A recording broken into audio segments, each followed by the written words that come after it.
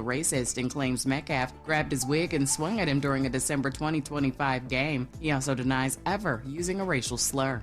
Get BIN News now on demand 24/7 on the iHeartRadio app. The Crohn's and Colitis Foundation has been at the forefront of inflammatory bowel disease research and care for over 50 years. Learn more about research, education, and support at Crohn'sColitisFoundation.org. Is this the tackle? This is the KBLA Sports Minute with Ray Richardson.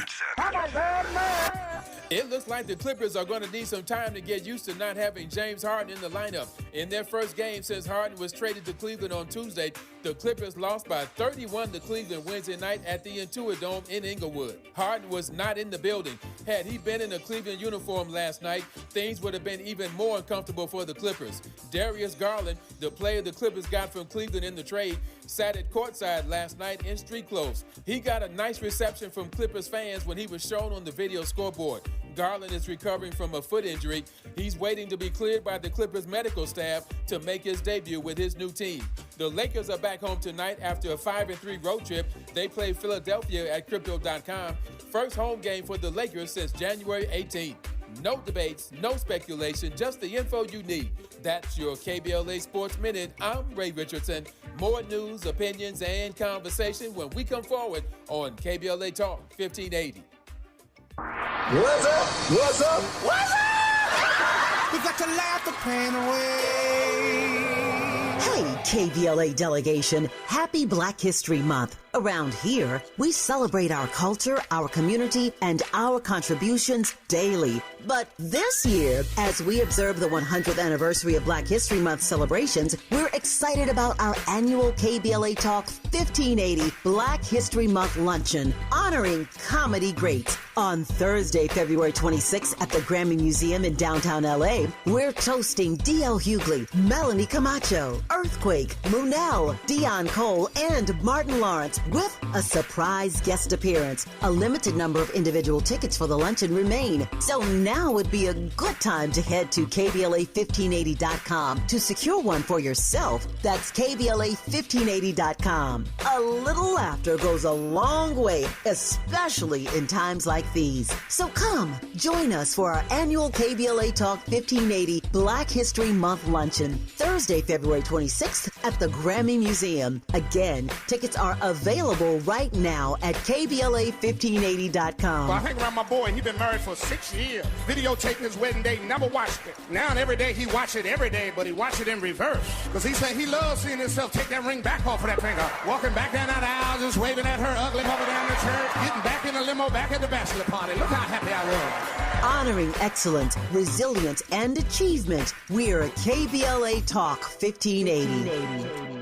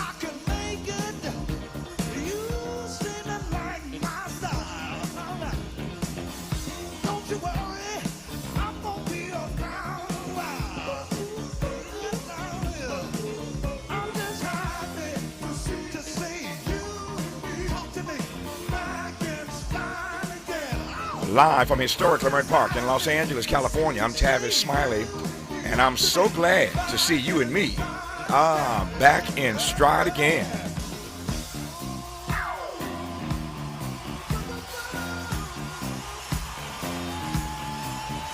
Before we get started with today's show, let me invite you to follow me on Facebook and Instagram at The Real Tavis Smiley, and get updates on X, that's formerly Twitter, at Tavis Smiley. By the way, should you miss any part of today's program or want to catch up on previous shows, you can always visit thetavisSmileyShow.com. That's thetavisSmileyShow.com, or wherever you get your podcast and listen to the Tavis Smiley podcast version of this live program at your leisure. Another great show on tap for you today. In our second hour, two conversations, Dr. Cornel West is away today. I was teasing him the other day, and who was I talking to? Ben Crump was here in the building yesterday, the famed civil rights attorney, as we call him, the Black America's Attorney General. Ben Crump was here in the building yesterday with some other persons for a big event here in L.A. and a big press conference, and we were laughing because if you black and you're on the lecture circuit, you stay busy between King's Holiday and March 1. There's 6 weeks of the year where Negroes can get paid. I used to be that way until I had a radio station. I can't go nowhere. I'm tethered to this desk every day for 3 hours. But all of my friends are on the road speaking all across the country, and why not? This is the 100th anniversary, as you know, of our celebration of Black History Month. So Dr. West is on the road today speaking in one or two places.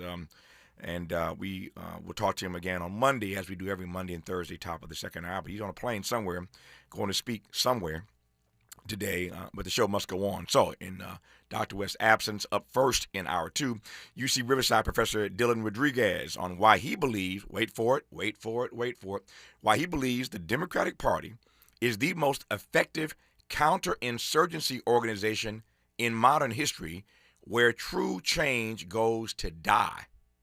Ouch.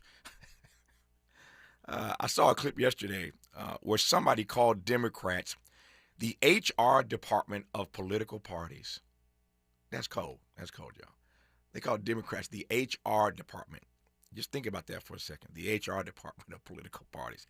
That's cold. Anyway, we'll do that on the top side of hour two. On the B side of hour two, a conversation with the president of the National Urban League, Marc Morial, about the new Urban Civil Rights Museum. In our third hour, country music star Rissi Palmer shares her newest EP and talks about the legacy of black country musicians as we approach this weekend's Opry 100 celebration. But in this first hour, let's talk politics and more with the senior politics reporter for HuffPost, Jennifer Bendery. Before I bring Jen on the line, I got time to do this right now. So, Miles, pull up that clip.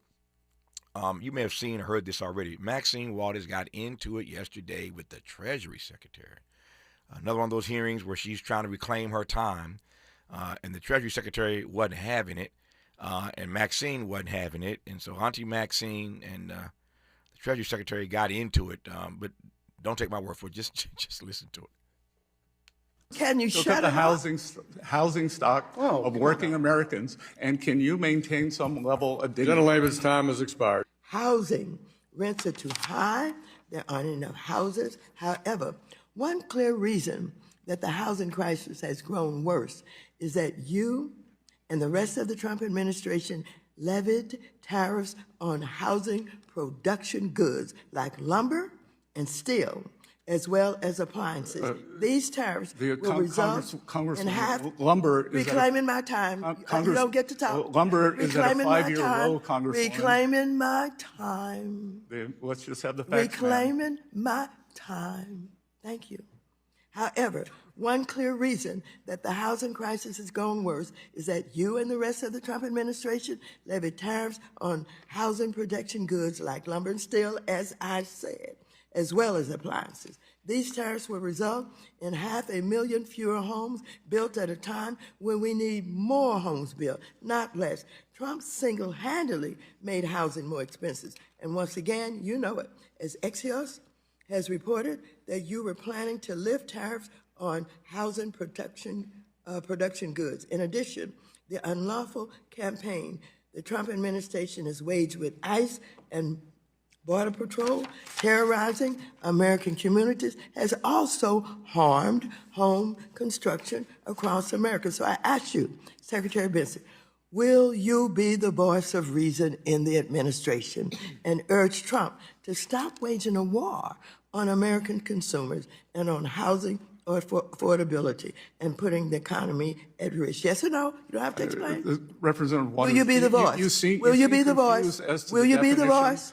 Will you be the voice of reason? Will you be the voice of reason? A study from Wharton University reclaiming my time. Reclaiming my time. Reclaiming my time. Was a mass unfettered immigration. Mr. Chair, will you let him know that when I ask time does belong to the housing woman from California. Somebody's got to take that line and just turn it into a music lyric. Reclaiming my time, reclaiming my time, reclaiming my time. I mean, trust me, if it ain't done yet, somebody's going to do it. They're going to take that line and turn it into a little beat. Hey, Miles, there's something for you to work on. Somebody should do it. Somebody will do it. Anyway, that's Auntie Maxine going in on Scott Bessent, the Treasury Secretary. If you didn't hear that clip at the very beginning, she says, "Can you shut him up?" That's what she says to the chair of the committee when he's talking over her, the secretary that is. She says to the chair, "Can you shut him up?" And that one line was enough to make this thing go viral. Anyway, it was hot on Capitol Hill yesterday. I'll let Jen respond to that and a great deal more. Just getting started here on Tavis Smiley. Hope, agency, dignity. This is Tavis Smiley. Can you dig it? Come on! Hi, I'm Tavis Smiley. The tools to hold a meaningful conversation should not be reserved just for a privileged few. It is a skill our world desperately needs in every community, at every table. So I'm pleased to announce the Founding Members Scholarship Program for my online course, The Art of Conversation, in 4 different categories. The Community Builder, for those who serve others. The Rising Voice, for emerging communicators. The Bridge Builder, for underrepresented perspectives. And the Determined Scholar, for those facing financial hardship. If finances are the only barrier between you and this training, well, let's hurdle that barrier. We're accepting applications right now at TavisTalks.com. That's TavisTalks.com. The priority deadline is February the 10th. So visit TavisTalks.com right now and let's build this table together.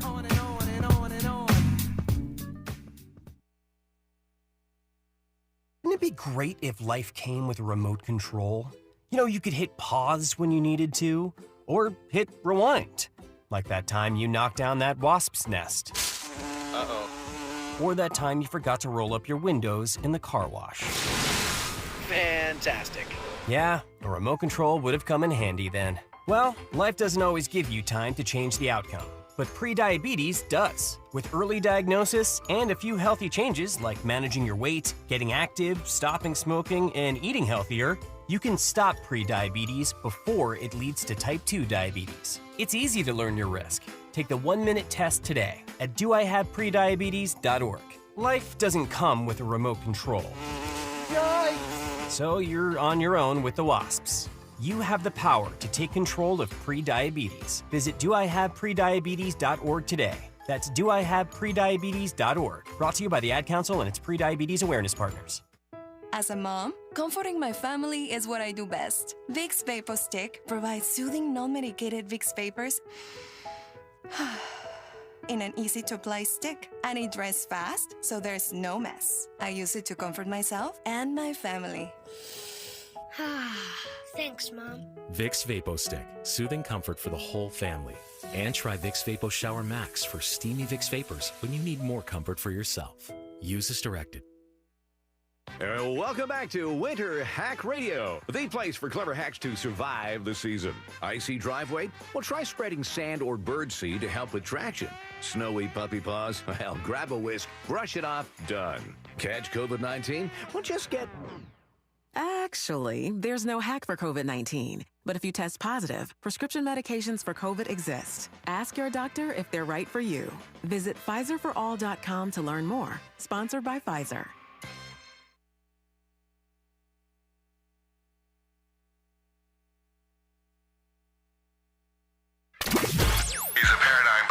And the top-rated African-American talk show host in the nation, according to Talkers Magazine. You're tapped in with Tavis Smiley right now.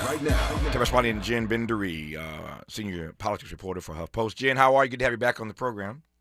Good. Thanks for having me back. So you heard that clip of Congresswoman Maxine Waters of California, Los Angeles, specifically, getting into it with Mr. Bessent, the Treasury Secretary. What did you hear? What was your read of that clip? Well, that clip was, that clip was one piece of that hearing, which was a complete disaster. It wasn't just Maxine Waters. Mm-hmm. I mean, her saying, "Can you shut him up?" was maybe like the peak of the clashing in there. Mm-hmm. But there was fighting all throughout the whole hearing. I mean, the whole thing was a train wreck. At one point, Gregory Meeks, he's a New York Democrat. Sure. Yeah, you know Gregory Meeks. Yep. He was talking to Scott Bessent, and they were just talking over each other. And then his time was up after they were just talking over each other for 5 minutes. And then Meeks just started yelling at Bessent. This is a quote: "Stop covering for the president. Don't be a flunky. Work for the American people. Don't be a cover-up for a mob." I mean, this is like in the middle of a House hearing. Yeah. One other member of the committee, another Democrat, just said they weren't going to ask any questions at all because the hearing was such a disaster. So it was just the whole hearing was an embarrassment because there were people trying to ask genuine questions of Scott Bessent about different issues that fall under his jurisdiction. And he wasn't exactly giving them answers that were substantive. And so then they were talking over him to get him to answer the question again. And then he wouldn't answer the question. And it just kept going like that over and over again. Yep. Two things I want to ask you right quick. You said an embarrassment. An embarrassment for whom specifically? Well, I mean, it's an embarrassment for the committee. The chairman of any committee in Congress is in charge of what happens in that hearing. Yeah. So when a hearing devolves like this, it falls on the committee chair to keep it in order. Well, that didn't happen. This committee was a mess. And then Scott Bessent was fairly arrogant throughout the hearing. Some of the Democrats on the panel, I mean, to be fair, were coming at Scott Bessent pretty hard and talking over him, not letting him answer questions too. So there was some push-pull there, but Scott Bessent he was just not even trying to give substantive answers. And it just turned into a political fight over and over again. Yep. You've been at this for a little while, covering the Hill and covering these kinds of hearings. And I wonder how you process the lack of decorum, if I can use that word, the lack of decorum in these hearings. I mean, we have had, Republican administrations wrestling with Democrats on the Hill and vice versa. This is as old as the Republic. This is not the first time we have had, been in a space where you have this kind of back and forth. It happens every day in Washington, but nobody's ever seen it quite like this. And when you have a secretary, and let me just back up. I have a bright audience; they understand this. The House conducts these hearings because the House has an oversight responsibility given it by the Constitution. So there's an oversight responsibility. So Mr. Bessent isn't called up there just to be, messed with or screwed with. There's a reason why he's called there, because it is their responsibility to the American people to conduct these oversight hearings. And so that's why you see secretaries from time to time being called up to Capitol Hill on the Senate side, on the House side. It's their job. That's what we pay them to do. And so, we see this all the time. And yet this lack of decorum, you called him arrogant. Indeed, he was. But in the era of Donald Trump, nothing surprises me. And so you got Scott Bessent basically, doing his best impression of Donald Trump, not letting anybody talk, talking over people, being arrogant, sucking all the oxygen out of the room, members of Congress trying to get their questions out. I mean, again, it went back and forth. But anyway, that's just a long way of taking your temperature on whether you've seen anything like this moment that we find ourselves in now, where you can't even have a hearing because both sides are just talking over each other and nobody respects the other side. I think you have to frame everything that's happening right now in Congress under the broader umbrella of our government, our federal government right now, operating as an authoritarian government. This is what's different. So you can't even really compare it to 5 years ago, 10 years ago, beyond 10 years ago.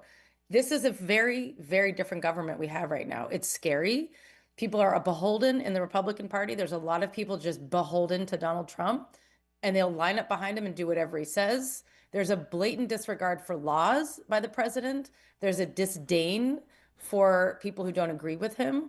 There's retribution for people who don't agree with him. That includes politically. That includes by things like sending ICE into Minnesota because he doesn't like Tim Walz and he doesn't like brown people. So you have to frame everything in the context of this government being under Trump acting like an authoritarian. Okay. So then you bring it down to this level of one House hearing. Well, Republicans control the House. They are beholden to Donald Trump. They will do whatever he wants them to do with very little dissent. They're holding this hearing with a top administration official in the hearing who represents Donald Trump. So their number one motive in these hearings for Republicans is to treat Bessent as if he's sent there by Donald Trump and do nothing to upset him and only support him and Donald Trump's plans. So if that's your mission, instead of actually having a substantive discussion about policies, like this hearing was supposed to be about something called the Financial Stability Oversight Council. Okay, nobody knows what that is. It's something that monitors the stability of financial systems in this country. Okay, that's what the hearing was supposed to be about. But what you had was this back and forth between Democrats who are aggressively questioning him and to be fair, at times talking over him and not letting him finish. But you also had Scott Bessent sent there by Donald Trump, absolutely beholden to Donald Trump in a way that is beyond as a profession. Like it's like a personal, absolute loyalty to the president that we've got these days. He's just in there trying to represent Trump. And if it requires, saying mean things to Democrats, do it. Because then he can say, oh yeah, I dunked on Maxine Waters, Mr. President. I know you don't like her. So that's going to make you happy. So you see how it's like there's a different motivation behind what people are doing in these hearings now. It's not about substantive policy debates. It's about representing Trump, if you're with his administration, and punching down on people who don't disagree or who disagree with Trump or who Trump doesn't like. It's a very different process than what Congress historically typically would be doing right now. Yeah. Let me follow up on that right quickly, then we'll push forward here. Give me your sense of how Congress is doing across the board in honoring, in implementing its oversight responsibility. And I ask that again because this hearing is just one example of this contestation that we see regularly on Capitol Hill when Trump folks show up to be questioned by committees that have Democrats on them, as they all do, of course.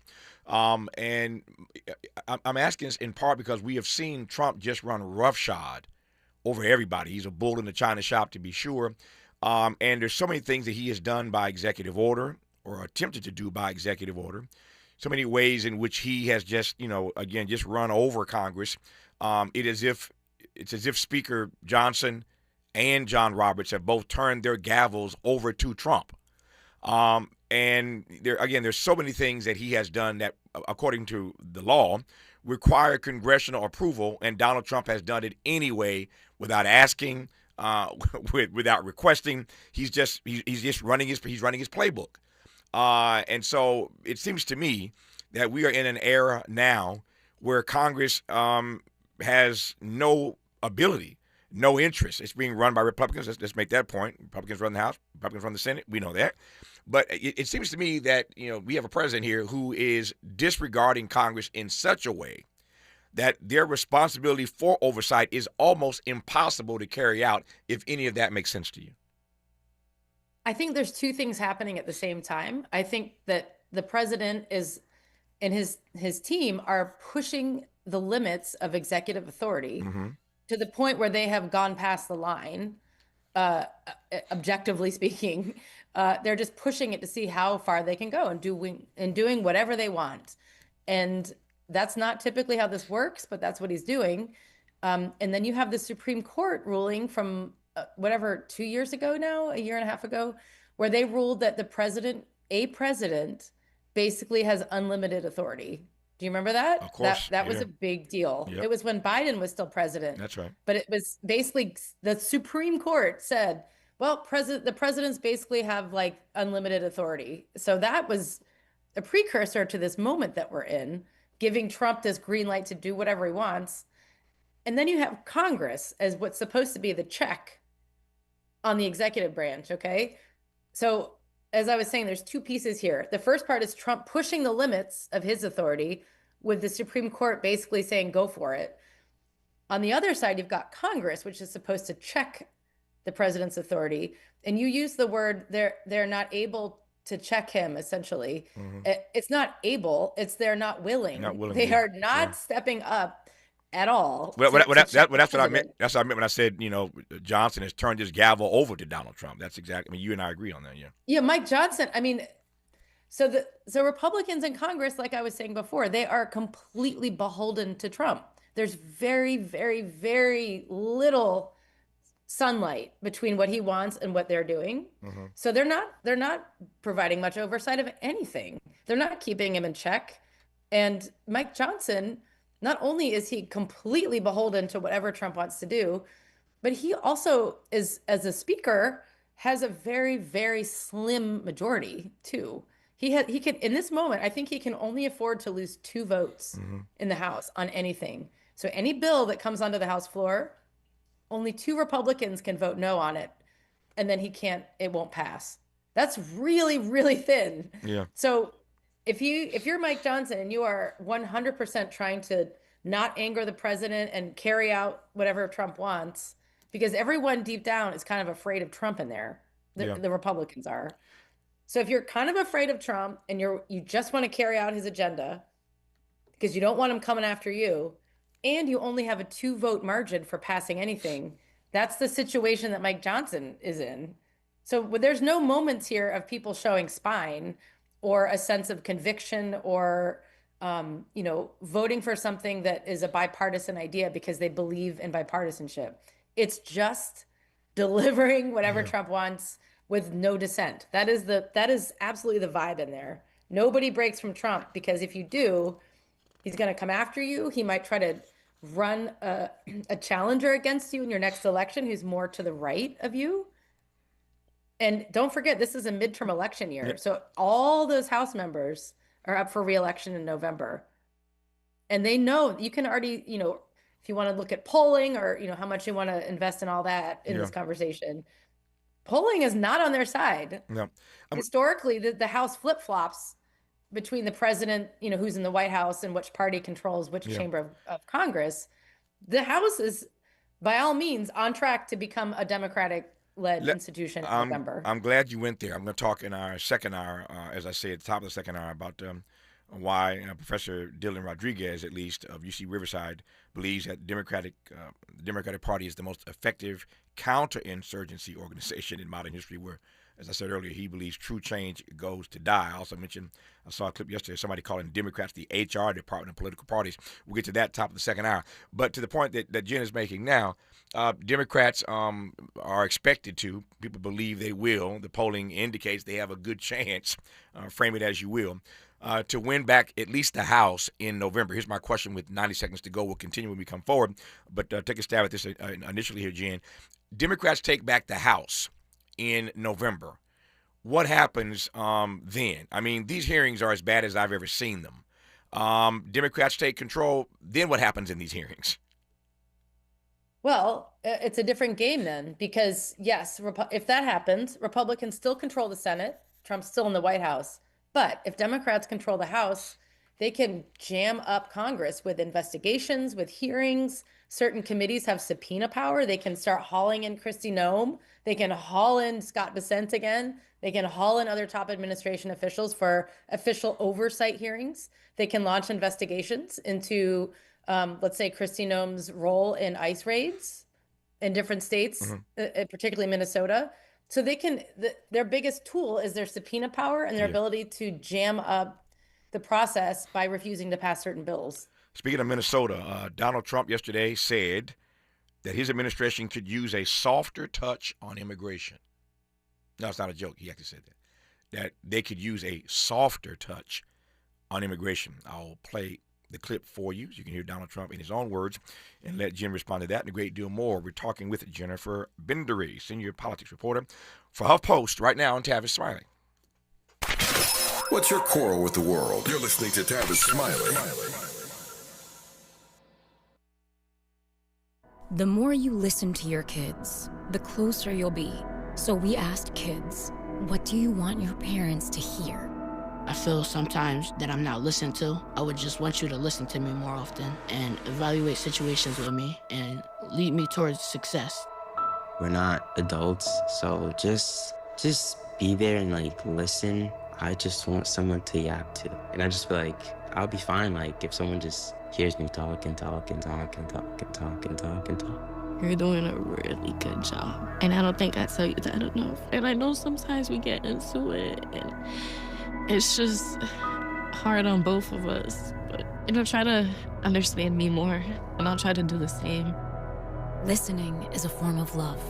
Find resources to help you support your kids and their emotional well-being at sounditouttogether.org. That's sounditouttogether.org. Brought to you by the Ad Council and Pivotal. I'm Bree Wood with BIN News Now. The man convicted of trying to assassinate President Trump in Florida has been sentenced to life in prison. Ryan Ruth represented himself at trial but now has an attorney, Martin Roth. He hopes that his actions do not influence other people or motivate other people to involve themselves in a political act of violence. His lawyer says he will appeal. The federal government is appealing a court order blocking the detention of Minnesota refugees without green cards. Justice officials argue refugees who don't get permanent status within a year violate federal law. And police in Milton, Georgia are searching for rapper Lil Jon's missing adult son. 27-year-old Nathan Smith, also known as DJ Young Slade, was last seen at home Tuesday morning. He's 5'9", 150 pounds with short black hair and may be disoriented. Anyone with information is urged to contact Milton Police. Get BIN News Now on demand 24/7 on the iHeartRadio app. The Crohn's and Colitis Foundation has been at the forefront of inflammatory bowel disease research and care for over 50 years. Learn more about research, education, and support at Crohn'sColitisFoundation.org. Is this the tackle? This is the KBLA Sports Minute with Ray Richardson.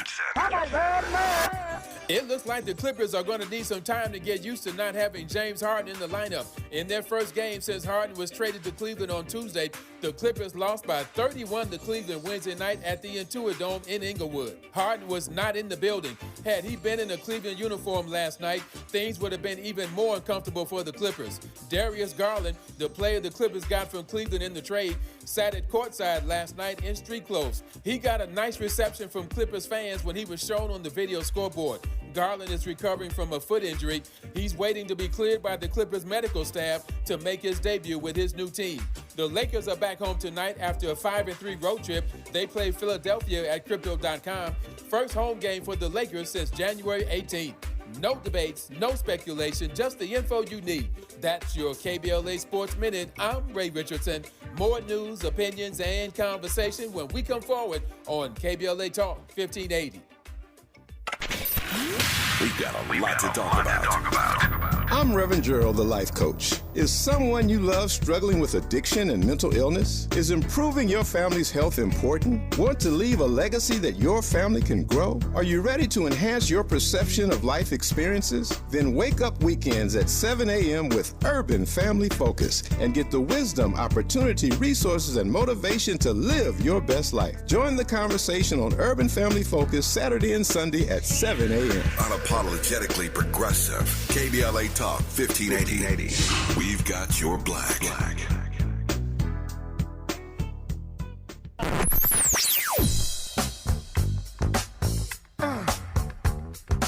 This is KBLA Talk 1580. Talk radio. That's music to your ears.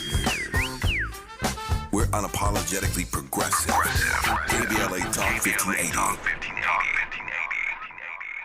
Celebrate the red, white, and blue, plus save a lot of green. It's the Big O Tires President's Day sale. Now purchase 3 select Big O brand tires, get the 4th tire free with paid installation. By George, that's right. A free tire when you buy 3. The President's Day sale now through February 22nd at Big O Tires. The more you listen to your kids, the closer you'll be. So we asked kids, what do you want your parents to hear? I feel sometimes that I'm not listened to. I would just want you to listen to me more often and evaluate situations with me and lead me towards success. We're not adults, so just be there and listen. I just want someone to yap to. And I just feel like I'll be fine if someone just hears me talk and talk and talk and talk and talk and talk and talk. You're doing a really good job. And I don't think I tell you that enough. And I know sometimes we get into it and it's just hard on both of us, but try to understand me more, and I'll try to do the same. Listening is a form of love.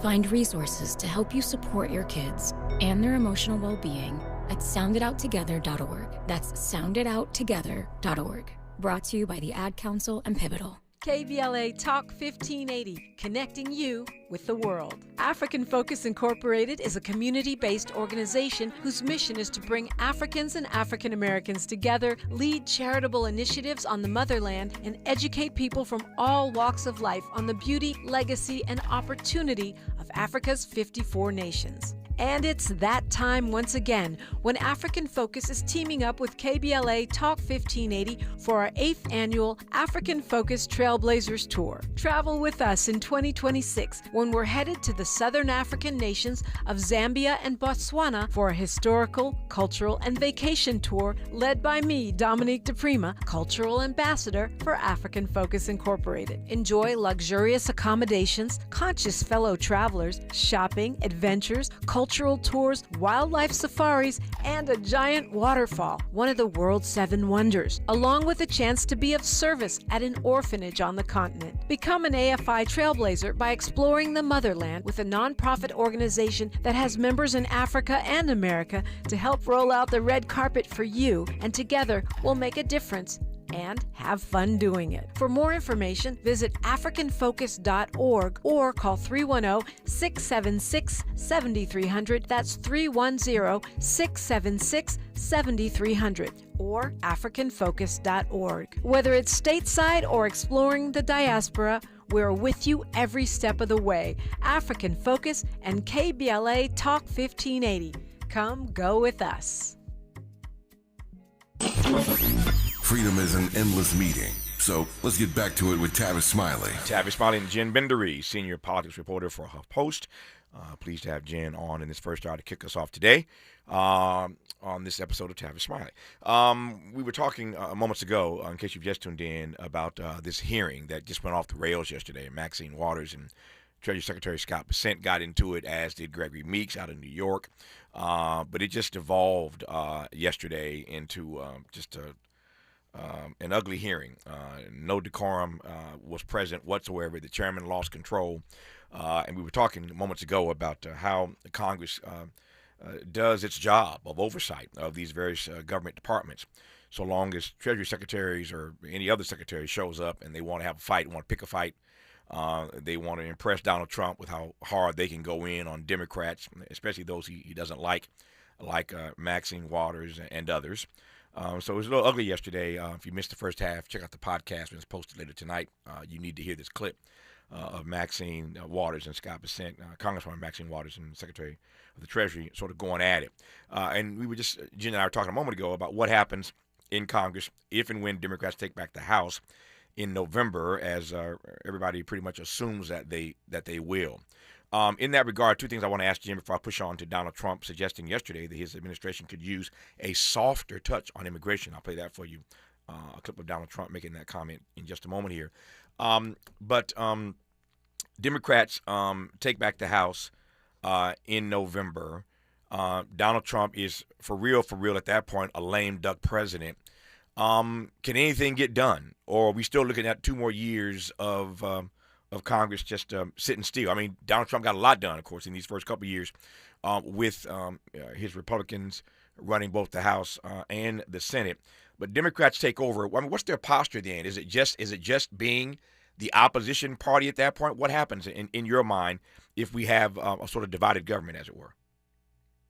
Well, I think it will be more than just opposition. I mean, certainly they will be an opposition party because there's been so much lawlessness being carried out right now by the Trump administration and Congress not doing anything about it, that it's almost like cleanup duty. I picture them kind of taking notes right now, keeping kind of a log of like the highlights of the most egregious, unlawful things that the Trump administration is doing, the corruption, the hiding, the grift, all these things that are happening all the time right now. And if Democrats take back the House, I absolutely expect them to have a strategy ready for when the new session begins to take the right committees of jurisdiction, whether it's like the financial committee, the financial services committee, or the judiciary committee, and start holding investigations. That's one of the very first things I expect them to do if they win back, which I also think they will win back the House. It's just, that's kind of the way this works. It just swings back and forth around here. But I think there'll be an opposition party. I think they will start to review some of the things that have been happening in the last year that were not okay in terms of like being unlawful. I think they will also now force Republicans in the Senate to have to become more bipartisan in order to pass any bills. So it's both, there'll be opposition and can actually change the course of the kind of funding bills we get through, what things get funded, what don't get funded, the kind of larger bills that get, pushed through or not, with sweeping policies, let's say relating to ICE, or you can pick any subject. I think they can be both on defense and offense if they take back the House. And I think, based on my conversations with some Democrats who are in like senior level Democrats in the House, I think they're going to come in with a plan ready on all the things that they'd like to do, like on day one. I raise this only as a note of caution. The last time we were in this situation, facing a midterm, and everybody predicted that X was going to happen, X didn't happen. Y happened. That's right. And I raised that for those who remember in Biden's presidency, everybody was saying the midterms were going to result in a big red wave. That did not happen. Now, my audience, listening to this program across the country, by and large, was grateful that that red wave did not happen. I know who I'm talking to every day. I'm grateful for the opportunity to be engaged with you in dialogue. But this audience, I think, by and large, was grateful that red wave never materialized. But that's what happened last time. Everybody says, big red wave, it didn't happen. Everybody's saying now Democrats going to win the House, and it is not as yet a foregone conclusion that's going to happen, never mind what everybody says, because, again, there's evidence that the last time they said X was going to happen, it didn't happen. I say all that to ask whether or not you think that this idea that Trump raised a couple weeks ago, that folk have been talking about since then, although I've not had a chance to ask Jen Bendery about it, this idea that they're going to do a GOP convention. We don't do conventions in advance of midterm elections. We do them every 4 years on the eve of the presidential elections when we nominate the persons who are going to be the standard bearers for both parties. But Trump suggests a GOP convention, which I think, I'm not a Trump supporter, obviously, but not a bad idea in terms of rallying the troops, getting media attention, et cetera, the stuff that that conventions do give you an opportunity to sink into. So your thoughts about this idea of this GOP convention as one of the ways that Trump is trying to blunt this, alleged shellacking that they're going to take come November. All right. Well, first of all, like, everyone likes to predict, right? And you can look at polls as one way to gauge what's going to happen in November. You can look at history in terms of the natural ebb and flow of Congress. There's a lot of things you can look at. I'm not going to try to pretend nobody knows, right? Nobody knows what's going to happen in November right now. Yep. However, as one person who is in DC and who kind of watches, I have my own kind of data points, right? Personally, I think it's time for the House to flip back to Democrats. It's not what I want or not. It's just that's just how it works around here. Historically, when a president of one party is in the White House, at the midterms, the House flips, or maybe both chambers flip. It's just a pattern, right? So let's just be clear, like, nobody knows what will happen until it happens. That said, there are patterns to look at, and I'm not in the game of predictions, but I do see patterns. So I will guess, I'm just going to put it out there. Yes, I do believe the House will flip. It's time. That's not what I want or not. It's just, it is. So separate from that, this GOP convention idea, it honestly, like, we'll see, what that really amounts to, but that feels on its face just like a desperate move by Trump, because he can read the tea leaves on not just, historically the ebb and flow of the, which party controls which chamber in Congress, but his popularity is terrible right now. And it's sinking. Like, just today, like, as we were talking, I saw like new data on like the jobs report for January, that there's monthly reports on like how we're doing on job creation. Okay, so apparently for January, it was the lowest month it's been since the Great Recession. That's terrible. Terrible news for him. And it's terrible for the economy. It's terrible for people, never mind him. So what does that tell you? Like, he's not looking great right now in the economy. That is arguably the most important thing to regular people, is having a job and being able to buy food, pay your bills. But beyond that, he's just tanking on other things, like I've said before, his aggressive efforts on mass deportations with ICE, not popular in either party. Yeah. His efforts to start doing things, make a huge push on building more ICE detention centers in states around the country, not popular. Even Republicans in those states are saying no. So when you put all these things together, and then you hear this idea of a GOP convention being organized ahead of the November midterms, to me, that just reeks of this like desperate move of just throw spaghetti at the wall and see it stick. I hear the desperation argument, and yet you and I are not naive. You cover this stuff every day far more than I do on the Hill. You're there. You're actually there, of course, in D.C. But Democrats aren't going to allow that to happen without responding. So if they do a convention, Democrats are going to try to raise some money, borrow some money, steal some money from somewhere to do a convention of their own. They're not going to let Republicans get all that airtime, because if it's a Republican convention and Donald Trump is there, the media's going to have to cover it, if for no other reason than the fact that he's actually in the room. They have to cover it because he's the president. So Democrats are not going to sit back and squander that opportunity and let Republicans get all that free media coverage headed toward Election Day. So it may be an act of desperation. Who knows? But I think it's a smart play, and it certainly means, again, the Democrats can't idly sit by and let it happen without them getting some of that themselves. I digress on that for now. Jen mentioned ICE a moment ago. Let me just frame this right quick, and we'll come forward and let Jen unpack it for us. So on the one hand, the killings of Alex Prady and Renee Good in Minneapolis have renewed a long-running debate among Democrats, speaking of Democrats, about how best to address this notion of immigration enforcement, and whether advocating for abolishing ICE fits into a winning political playbook. We talked the other day about what we mean when we say abolish ICE. There are many definitions of that. But does that notion of abolishing ICE fit into a winning political playbook? Democrats are debating that. Republicans, on the other hand, have a president who said yesterday that his administration could use a softer touch on immigration. We'll unpack all of it with Jen when we come forward on Tavis Smiley. Interrogating and unpacking. That's what we do around here. You're listening to Tavis Smiley.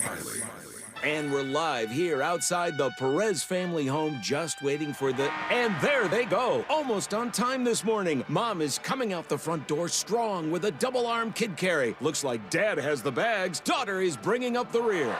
Oh, but the diaper bag wasn't closed. Diapers and toys are everywhere.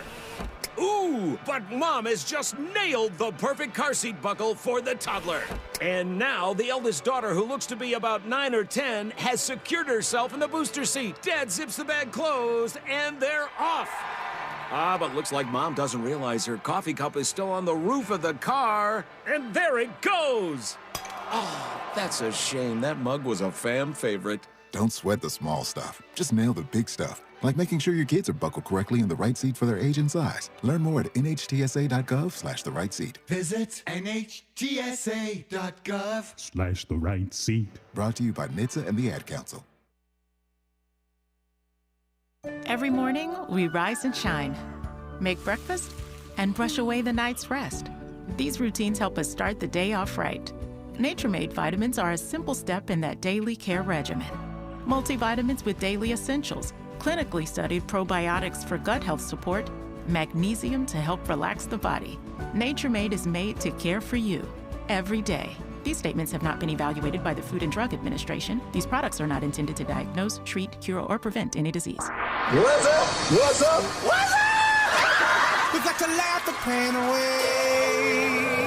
Hey, KBLA delegation, happy Black History Month. Around here, we celebrate our culture, our community, and our contributions daily. But this year, as we observe the 100th anniversary of Black History Month celebrations, we're excited about our annual KBLA Talk 1580 Black History Month Luncheon, honoring comedy greats. On Thursday, February 26th at the Grammy Museum in downtown LA, we're toasting D.L. Hughley, Melanie Camacho, Earthquake, Chadwick, Munell, Dion Cole, and Martin Lawrence with a surprise guest appearance. A limited number of individual tickets for the luncheon remain, so now would be a good time to head to KBLA1580.com to secure one for yourself. That's KBLA1580.com. A little laughter goes a long way, especially in times like these. So come, join us for our annual KBLA Talk 1580 Black History Month luncheon, Thursday, February 26th at the Grammy Museum. Again, tickets are available right now at KBLA1580.com. Well, I hang around my boy. He been married for 6 years.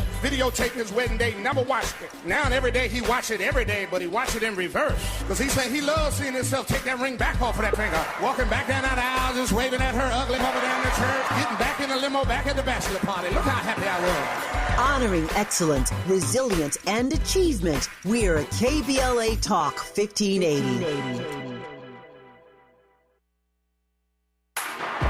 Less monologue, more dialogue. Tavis Smiley continues right now. He does indeed with Jennifer Bendery, senior politics reporter for HuffPost. So I said a moment ago on this issue of ICE and immigration that Democrats are debating whether or not this notion of abolishing ICE fits into a winning political playbook for them come November, the midterms that Jen and I were just talking about. Donald Trump yesterday had this to say about his administration and their approach to ICE and immigration. Okay, let's drill down into the news today. That big change on immigration, 700 officers leaving Minneapolis. Did that come from you? Yes, it did. But it didn't come from me because I just wanted to do it. We are waiting for them to release prisoners, give us the murderers that they're holding, and all of the bad people, drug dealers, all of the bad people. We allowed in our country, I say 25 million people with an open border policy for 4 years under Biden and that group, the auto pen group, I call them. We allowed to come into our country people the likes of which no country would accept. And we're getting them out. Yeah. But we've gotten a lot of them out. So crime now in Minnesota, crime now in Minneapolis is down. Crime in all cities is down. And you know why it's down? It's down because of us. It's down in Chicago by 25%, despite the fact that we are always dealing with these people, and they happen to be Democrats that don't know anything about crime prevention. Mr. President, speaking of Minneapolis, what did you learn? I learned that maybe we can use a little bit of a softer touch, but you still have to be tough. These are criminals. We're dealing with really hard criminals. But look, I've called the people. I've called the governor. I've called the mayor, spoke to them, had great conversations with them, and then I see them ranting and raving out there, literally as though a call wasn't made. It's hard to know how to process, how to take Donald Trump making a statement like that. Were it anyone else, you know, you'd process that, you know, like, okay, maybe the president actually learned something, that it does require a softer touch. But it's Donald Trump. So I don't know how to take that admission even when he makes it. When we come forward, we'll let Jennifer have the last word on Tavis Smiley. For all the freedom-loving folk, this is Tavis Smiley. I feel like freedom. You can't escape a traffic jam. Know what else you can't escape? Seasonal allergies.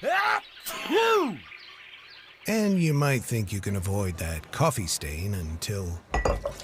Oh, really? You can't escape a lot of things in life, but you can escape prediabetes. Prediabetes captures 1 in 3 adults. There are usually no signs of prediabetes. In fact, most people don't even know they have it. But with early diagnosis, you can change the outcome and prevent or delay type 2 diabetes. Take action by taking the 1-minute risk test at doihaveprediabetes.org. You might not be able to escape having this song stuck in your head, but you can escape prediabetes. Go to doihaveprediabetes.org today. Brought to you by the Ad Council and the Centers for Disease Control and Prevention.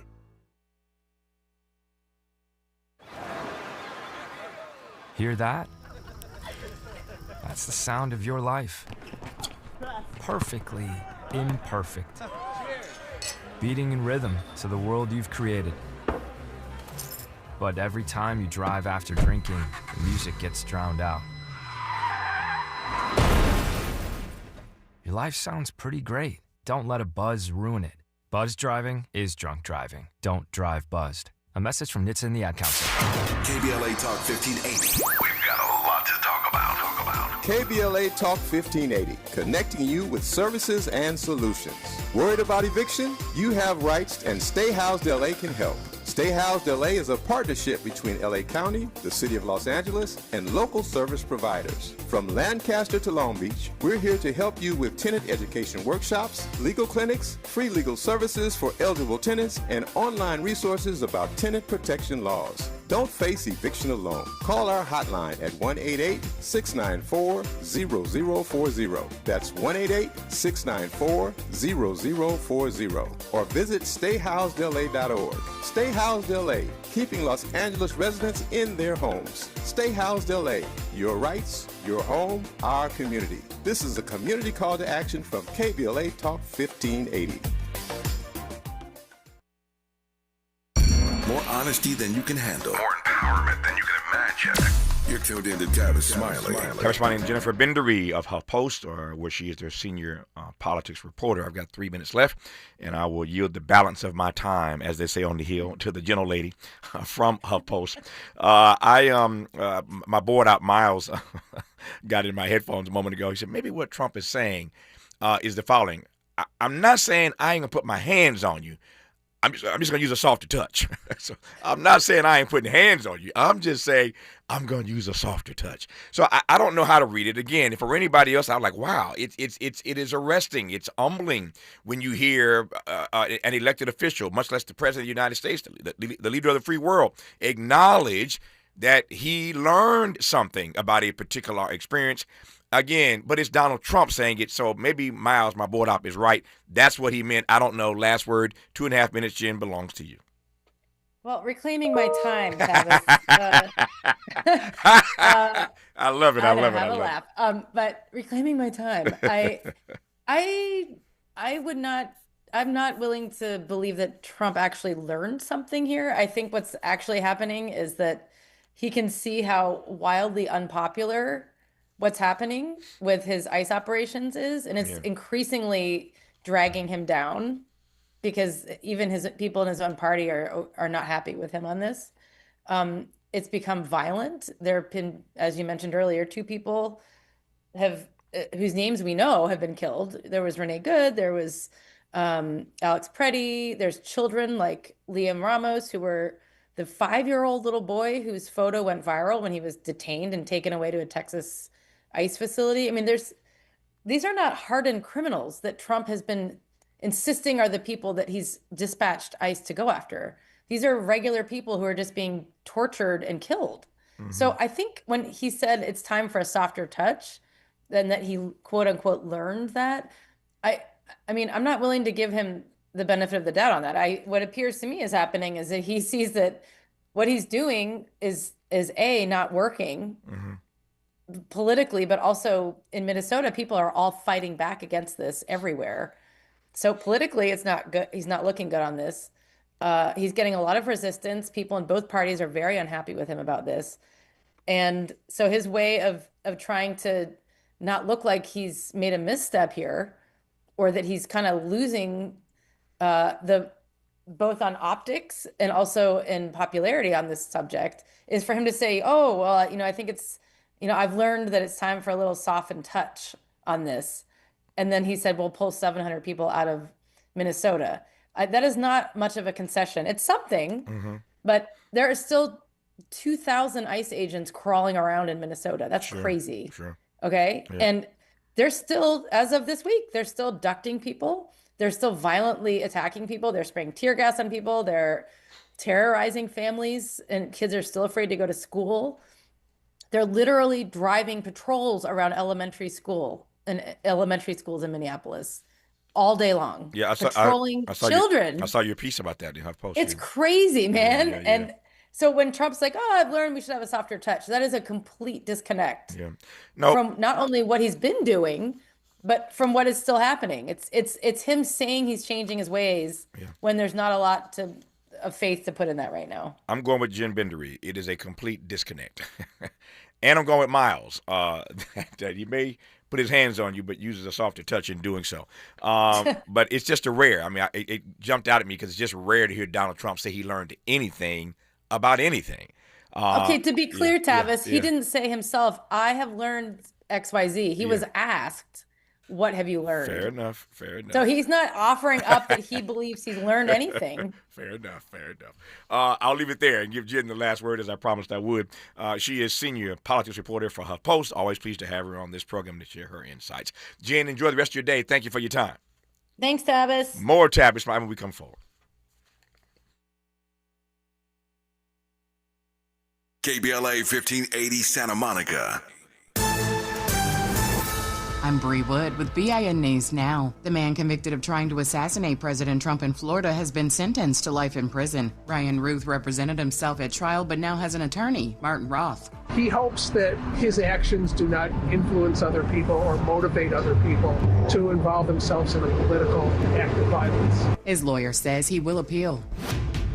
The federal government is appealing a court order blocking the detention of Minnesota refugees without green cards. Justice officials argue refugees who don't get permanent status within a year violate federal law.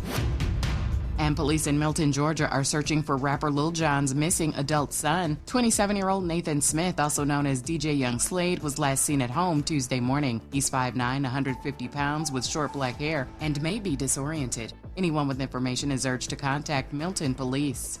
Get BIN News Now on demand 24/7 on the iHeartRadio app. The Crohn's and Colitis Foundation has been at the forefront of inflammatory bowel disease research and care for over 50 years. Learn more about research, education, and support at Crohn'sColitisFoundation.org. This is the KBLA Sports Minute with Ray Richardson. It looks like the Clippers are going to need some time to get used to not having James Harden in the lineup. In their first game since Harden was traded to Cleveland on Tuesday, the Clippers lost by 31 to Cleveland Wednesday night at the Intuit Dome in Inglewood. Harden was not in the building. Had he been in a Cleveland uniform last night, things would have been even more uncomfortable for the Clippers. Darius Garland, the player the Clippers got from Cleveland in the trade, sat at courtside last night in street clothes. He got a nice reception from Clippers fans when he was shown on the video scoreboard. Garland is recovering from a foot injury. He's waiting to be cleared by the Clippers medical staff to make his debut with his new team. The Lakers are back home tonight after a 5-3 road trip. They play Philadelphia at Crypto.com. First home game for the Lakers since January 18th. No debates, no speculation, just the info you need. That's your KBLA Sports Minute. I'm Ray Richardson. More news, opinions, and conversation when we come forward on KBLA Talk 1580. What's up? What's up? What's up? We got to laugh the pain away. Hey, KBLA delegation, happy Black History Month. Around here, we celebrate our culture, our community, and our contributions daily. But this year, as we observe the 100th anniversary of Black History Month celebrations, we're excited about our annual KBLA Talk 1580 Black History Month Luncheon, honoring comedy greats. On Thursday, February 26th at the Grammy Museum in downtown LA, we're toasting D.L. Hughley, Melanie Camacho, Earthquake, Munell, Dion Cole, and Martin Lawrence with a surprise guest appearance. A limited number of individual tickets for the luncheon remain, so now would be a good time to head to KBLA1580.com to secure one for yourself. That's KBLA1580.com. A little laughter goes a long way, especially in times like these. So come, join us for our annual KBLA Talk 1580 Black History Month Luncheon, Thursday, February 26th at the Grammy Museum. Again, tickets are available right now at KBLA1580.com. Well, I hang around my boy. He's been married for 6 years. Videotaping his wedding day, never watched it. Now every day he watch it every day, but he watch it in reverse. Because he said he loves seeing himself take that ring back off of that finger. Walking back down that aisle, just waving at her ugly mama down the church. Getting back in the limo, back at the bachelor party. Look how happy I was. Honoring excellence, resilience, and achievement, we're KBLA Talk 1580.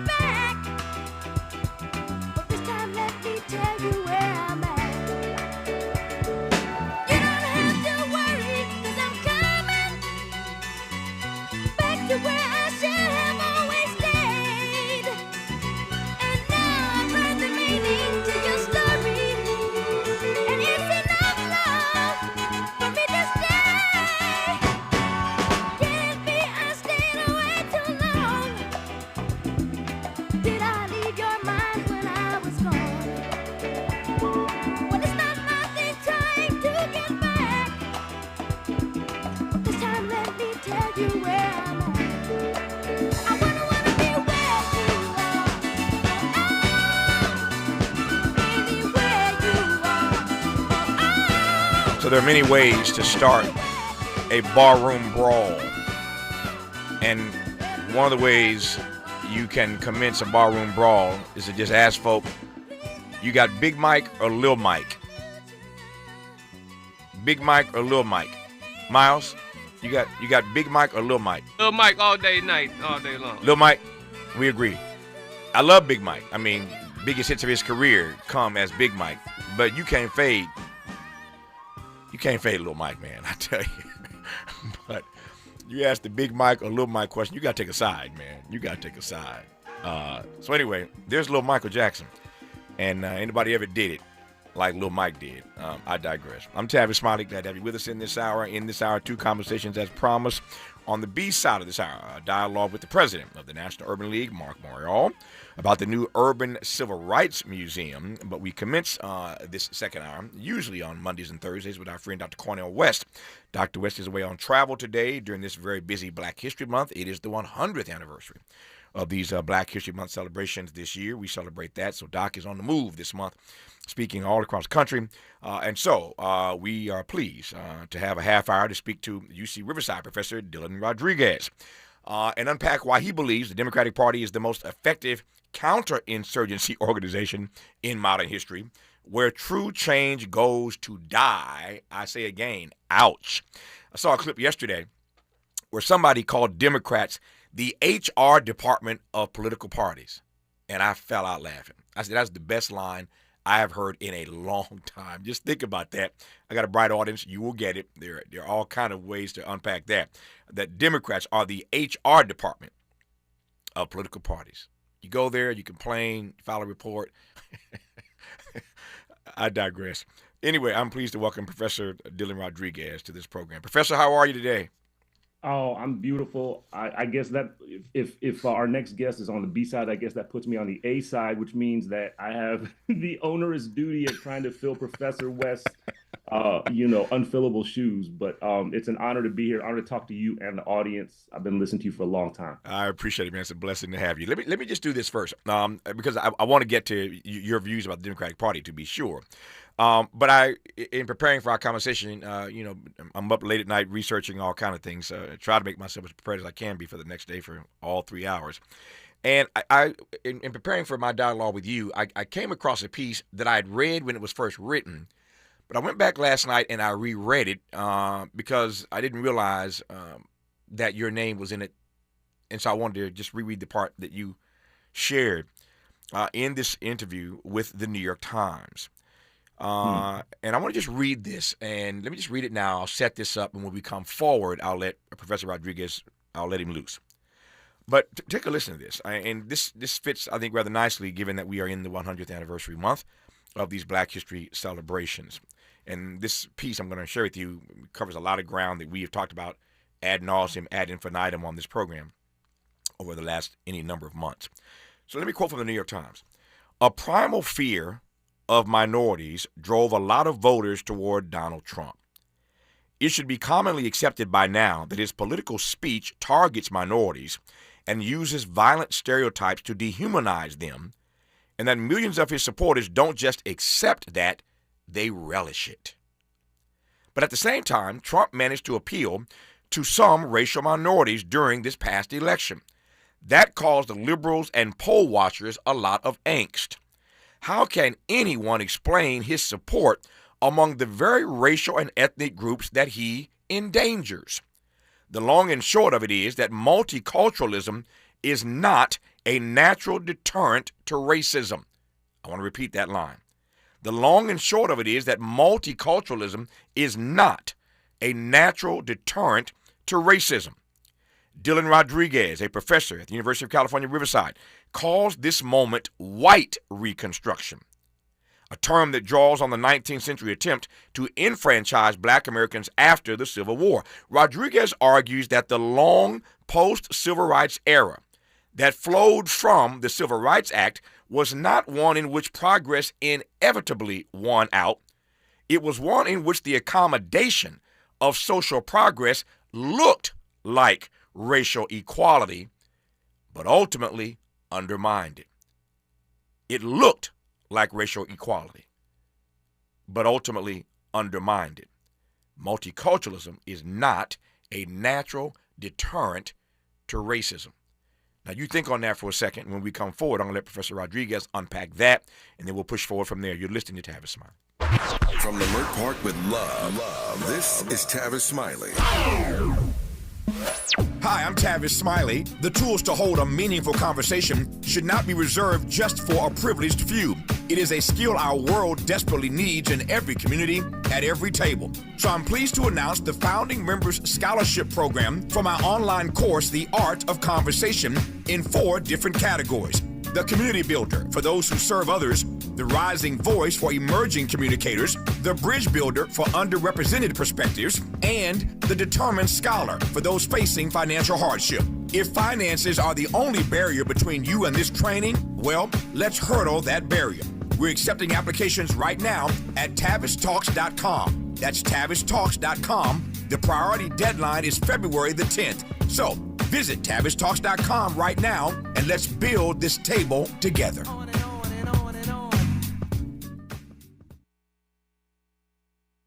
Wouldn't it be great if life came with a remote control? You know, you could hit pause when you needed to, or hit rewind. Like that time you knocked down that wasp's nest. Uh-oh. Or that time you forgot to roll up your windows in the car wash. Fantastic. Yeah, a remote control would have come in handy then. Well, life doesn't always give you time to change the outcome, but prediabetes does. With early diagnosis and a few healthy changes like managing your weight, getting active, stopping smoking, and eating healthier, you can stop prediabetes before it leads to type 2 diabetes. It's easy to learn your risk. Take the 1-minute test today at doihaveprediabetes.org. Life doesn't come with a remote control. Yikes! So you're on your own with the wasps. You have the power to take control of prediabetes. Visit doihaveprediabetes.org today. That's doihaveprediabetes.org. Brought to you by the Ad Council and its prediabetes awareness partners. Enjoying a healthy dinner that tastes great means eating out at a pricey restaurant, right? Wrong. Healthy Choice Simply Steamers are delicious and healthy. The Tray and Tray steam technology delivers crisp veggies and tender protein in tasty selections, like Healthy Choice Simply Steamers grilled chicken and broccoli Alfredo.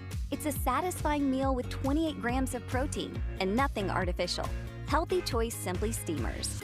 What having it all tastes like.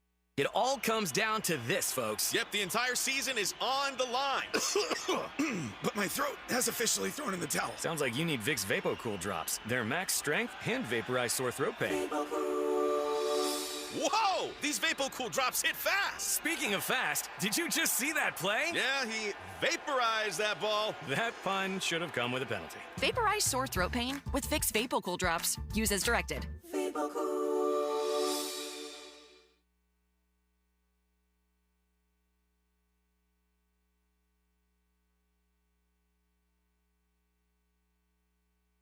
Helping to make you the most knowledgeable person in your circle of friends. This is Tavis Smiley. When I read that piece in the New York Times and saw the quote from Professor Rodríguez, my mind went immediately to the person I regard. You know where I'm going around. I say it all the time. The person I regard as the greatest American this country's ever produced. Dr. Cornel West and I agree on that. That would be MLK, Dr. King. And King famously said many years ago that change does not roll in on the wheels of inevitability, but comes through continuous struggle. Thought about that reading this quote from Professor Rodríguez in the New York Times. But I want to just give you some space here. There's no real question, but I want just to give you a chance for a few minutes to just unpack a bit about this notion of multiculturalism not being a natural deterrent to racism and how you define this moment as one of white reconstruction. There were many people who thought that after the election of Obama, we were going to be ushered automatically and immediately into a post-racial America. Obviously, that ain't what happened. If anything, Barack Obama's election brings us the white lash of Donald Trump. And here again, you argue that we are in a moment that you call white reconstruction. Give me some of that for a second. I want to hear this. Yes, absolutely. So let me start with this premise, which is, I think, and I suspect that many who are listening have a deep suspicion and skepticism about the ways that a broad liberal consensus has started naming the political climate, the political fabric of the current version of the United States of America as fascism. I think when a liberal consensus begins to name the everyday politics and political structures of this nation state as fascism, it raises some serious questions for us. Why? Because there are many in this listening audience who would identify the very same forms of anti-Black and racist and classist and anti-trans and gendered violence, state violence, as long pre-existing this current moment. In other words, the language and analysis of fascism pre-exists. There's a reason why Dr. King was assassinated, okay? It's because Dr. King was beginning to identify the fact that access to formal civil rights was radically insufficient to anything remotely resembling justice, collective well-being, or redistribution of vital life-sustaining social resources, not to mention reparations for Black people in the United States and disfranchised, displaced people generally.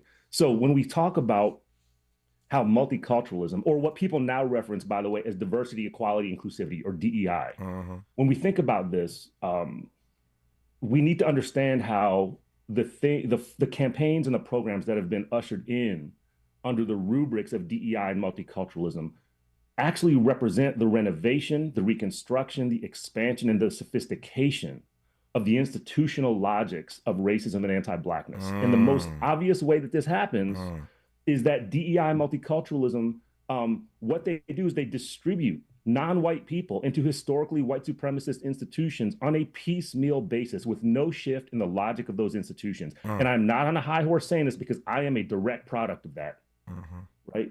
This is exactly why I'm obsessed with this, because I understand how it is that I inhabit a historically white supremacist colonial institution by way of my employer. There's no more colonial white supremacist institution possibly on this planet than the University of California. If you think about its engagement, its direct complicity in genocidal wars in Africa, by way of the occupation, displacement of Palestinians, and domestic warfare against Black people and poor people.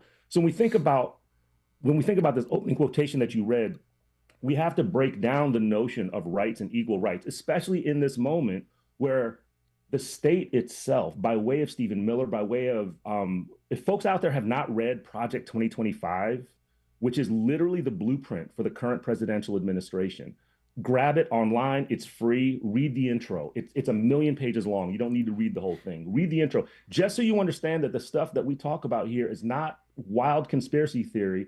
This is the right wing, the normalized right wing, actually laying out a blueprint in which, number one, they're taking advantage of the fact that so many social justice, multiculturalist, DEI type campaigns and movements see their horizon of achievement as a securing of formal equal rights. In fact, that is the worst, most limited kind of liberal political construction. Why? Because it focuses on individualized, technical, bureaucratic notions of equality that have nothing to do with justice, collective well-being, or redistribution, not to mention reparations. Wow.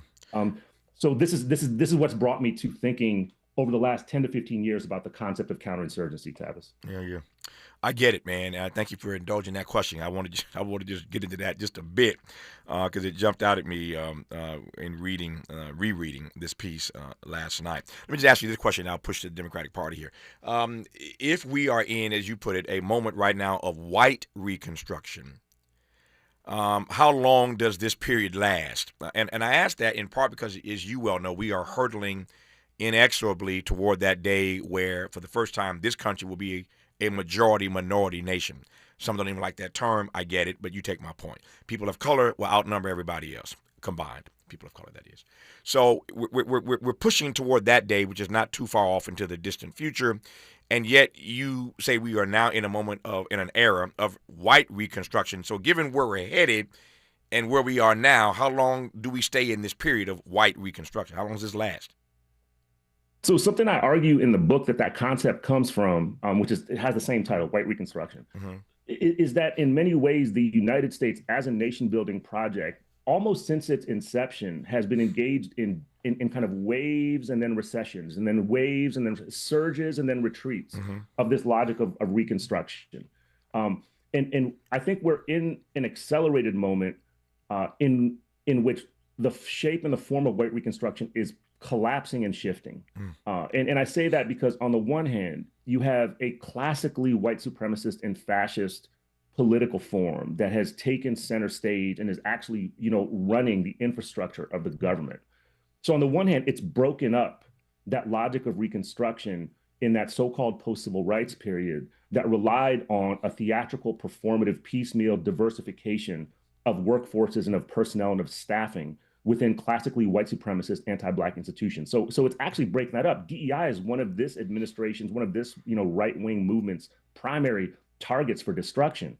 And then at the very same time, what you also see is that the ordinary people who populate the grassroots of this movement are no longer exclusively white. Where I live in Riverside County, right? Those who constitute this particular surge of fascist and proto-fascist political form are Black, they're brown, they're working class, many of them are poor, right? So what you see is that this wave of white Reconstruction has actually gotten full traction to the point where it has articulated into a classical white supremacist and fascist movement. So it's confusing to some people unless you follow the logic of what diversity, what multiculturalism, what inclusivity, what equal rights were supposed to create to begin with, which was a defense or reproduction of the legitimacy of the U.S. nation-state project to begin with. So I think we're in a moment of shift in thinking about how white Reconstruction works.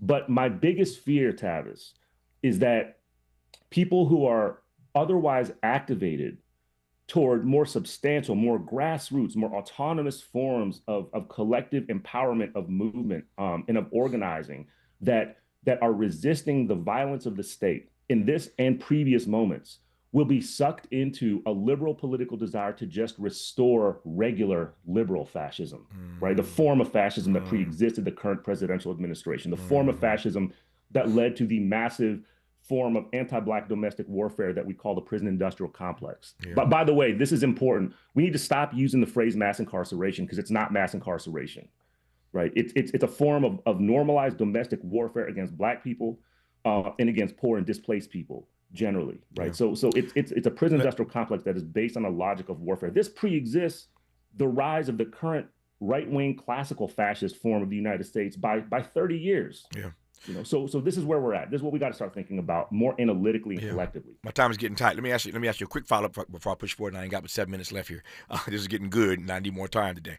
But let me just ask you very quickly. The danger, I hear you loud and clear. The danger in us after this moment, retreating, returning, U-turning back merely to what was, as opposed to a more progressive America, imagining a more perfect union, if I can put it that way. The danger in retreating, in returning back to what was, is what? So I think the danger of returning to what was is what we're asking for is a restoration of a form of displacement, of oppression, of inequity and of suffering that took on different levels of intensity, in which actually sacrificed large segments of the populations that people listening to this show see themselves as part of and identifying with. So it's a form of sacrifice, right? So there's no question that there's a need to galvanize forms of intense resistance and struggle and creative forms of future imagining collective movement to the current moment of a fascist government. There's no question about that. Right. The problem is that I think too much of that imagination gets corralled back into electoral politics and back into support for elements of the Democratic Party in particular. And the Democratic Party is ingenious. It has an entire infrastructure and apparatus. It is well funded to suck up radical, self-determining, liberationist energy that frankly is the heart of the Black liberation movement. We're in so-called Black History Month.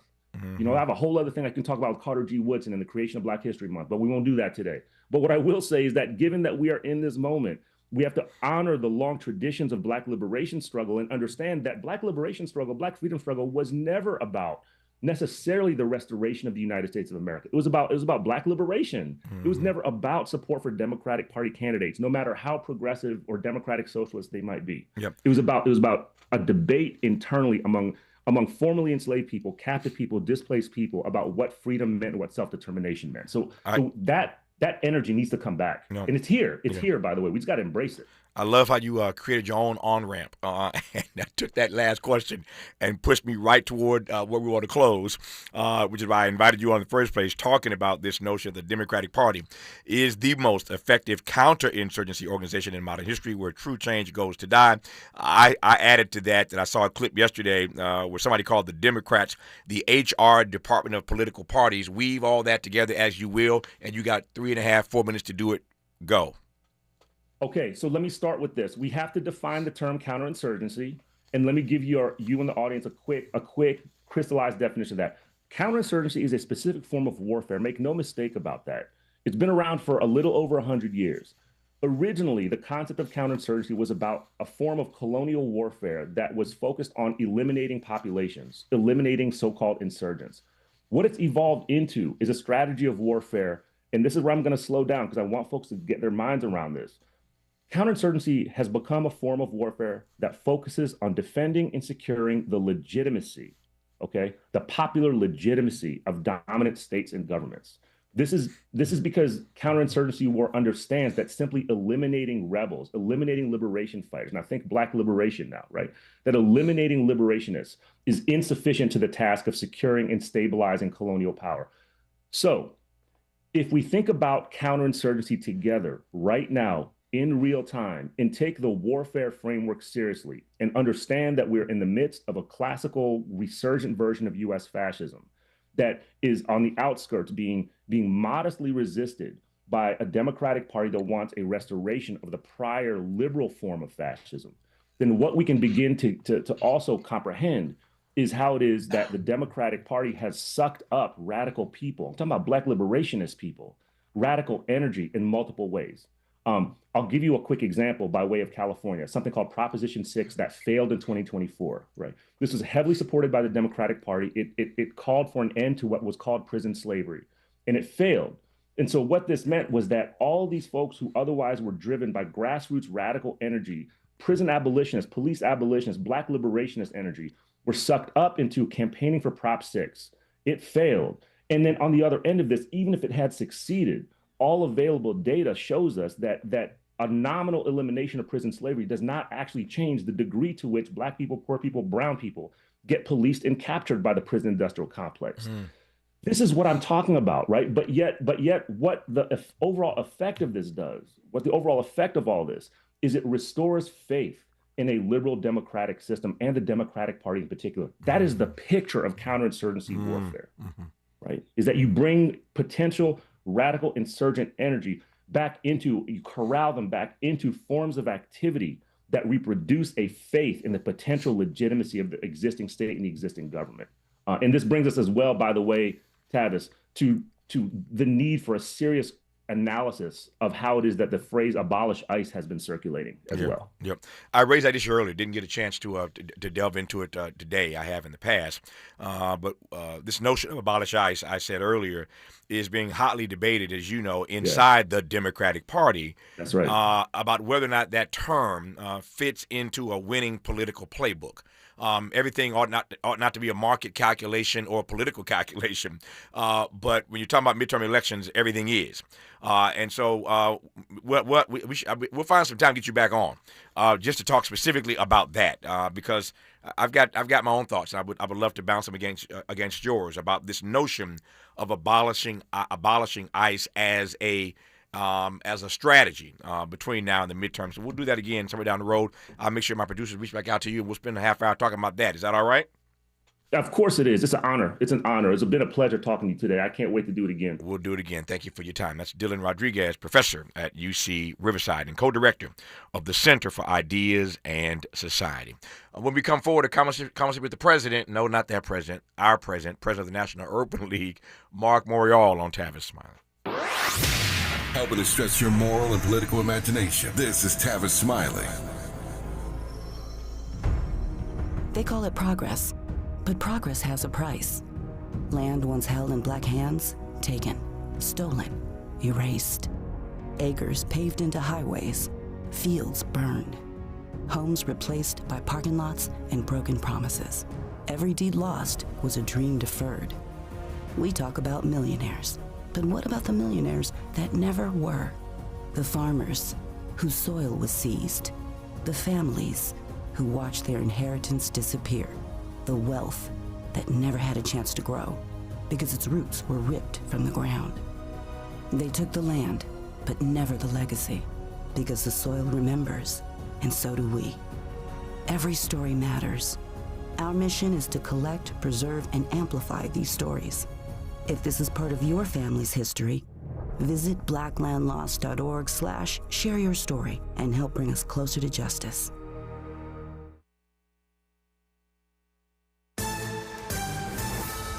I'm Bree Wood with BIN News Now. Black Cook County, Illinois Board President Toni Preckwinkle has picked up support from South and West Side clergy as she seeks a fifth term. 15 years we've had balanced budgets. For 15 years we haven't raised property taxes. I think that's a great record. Her Democratic primary opponent, Alderman Brendan Riley, said she's been in office too long and accuses her of running bloated budgets. Atlanta has paused new liquor licenses on Edgewood Avenue after a deadly mass shooting last year that killed one man and hurt 10 others. City leaders approved safety reforms and a 6-month moratorium, though some business owners say it goes too far. And Morehouse College President Dr. F. Du Bois Bowman is addressing the post-game incident where Tuskegee head coach Benji Taylor was briefly handcuffed by a safety officer. Bowman says the college apologized immediately and is reviewing what happened. Get BIN News Now on demand 24/7 on the iHeartRadio app. The Crohn's and Colitis Foundation has been at the forefront of inflammatory bowel disease research and care for over 50 years. Learn more about research, education, and support at Crohn'sColitisFoundation.org. This is the KBLA Sports Minute with Ray Richardson. It looks like the Clippers are going to need some time to get used to not having James Harden in the lineup. In their first game since Harden was traded to Cleveland on Tuesday, the Clippers lost by 31 to Cleveland Wednesday night at the Intuit Dome in Inglewood. Harden was not in the building. Had he been in a Cleveland uniform last night, things would have been even more uncomfortable for the Clippers. Darius Garland, the player the Clippers got from Cleveland in the trade, sat at courtside last night in street clothes. He got a nice reception from Clippers fans when he was shown on the video scoreboard. Garland is recovering from a foot injury. He's waiting to be cleared by the Clippers medical staff to make his debut with his new team. The Lakers are back home tonight after a 5-3 road trip. They play Philadelphia at Crypto.com. First home game for the Lakers since January 18th. No debates, no speculation, just the info you need. That's your KBLA Sports Minute. I'm Ray Richardson. More news, opinions, and conversation when we come forward on KBLA Talk 1580.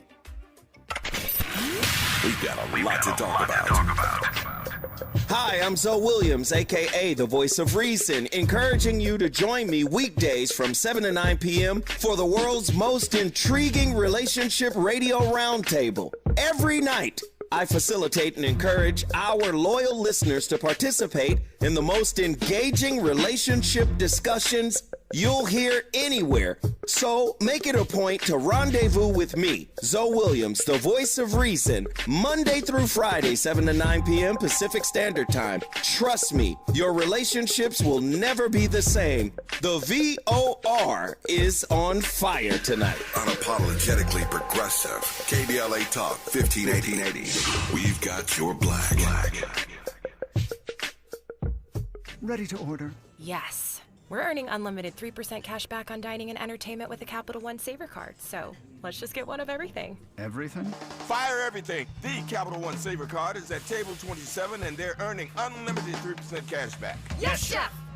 This is so nice. Had a feeling you'd want 3% cash back on dessert. Ooh, tiramisu. Earn unlimited 3% cash back on dining and entertainment with the Capital One Saver card. Capital One, what's in your wallet? Terms apply. See CapitalOne.com for details. KBLA Talk 1580, connecting you with the world. African Focus Incorporated is a community-based organization whose mission is to bring Africans and African Americans together, lead charitable initiatives on the motherland, and educate people from all walks of life on the beauty, legacy, and opportunity of Africa's 54 nations. And it's that time once again when African Focus is teaming up with KBLA Talk 1580 for our 8th annual African Focus Trailblazers Tour. Travel with us in 2026 when we're headed to the southern African nations of Zambia and Botswana for a historical, cultural, and vacation tour led by me, Dominique DePrima, Cultural Ambassador for African Focus Incorporated. Enjoy luxurious accommodations, conscious fellow travelers, shopping, adventures, cultural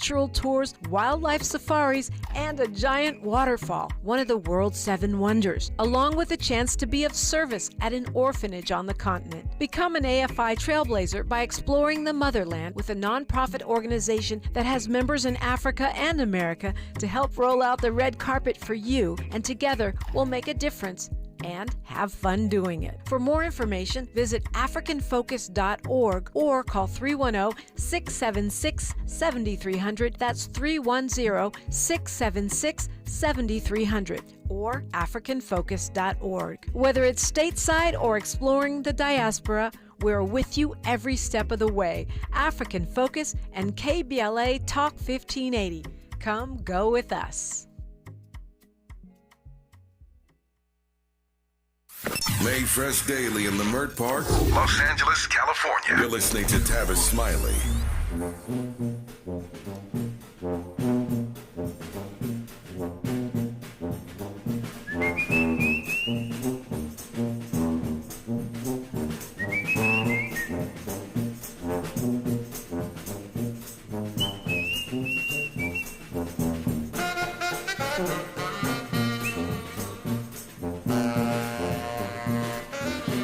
Must be time for a conversation with the former mayor of New Orleans and longtime president of the National Urban League. Any excuse to play some New Orleans sounds, I'll lean into.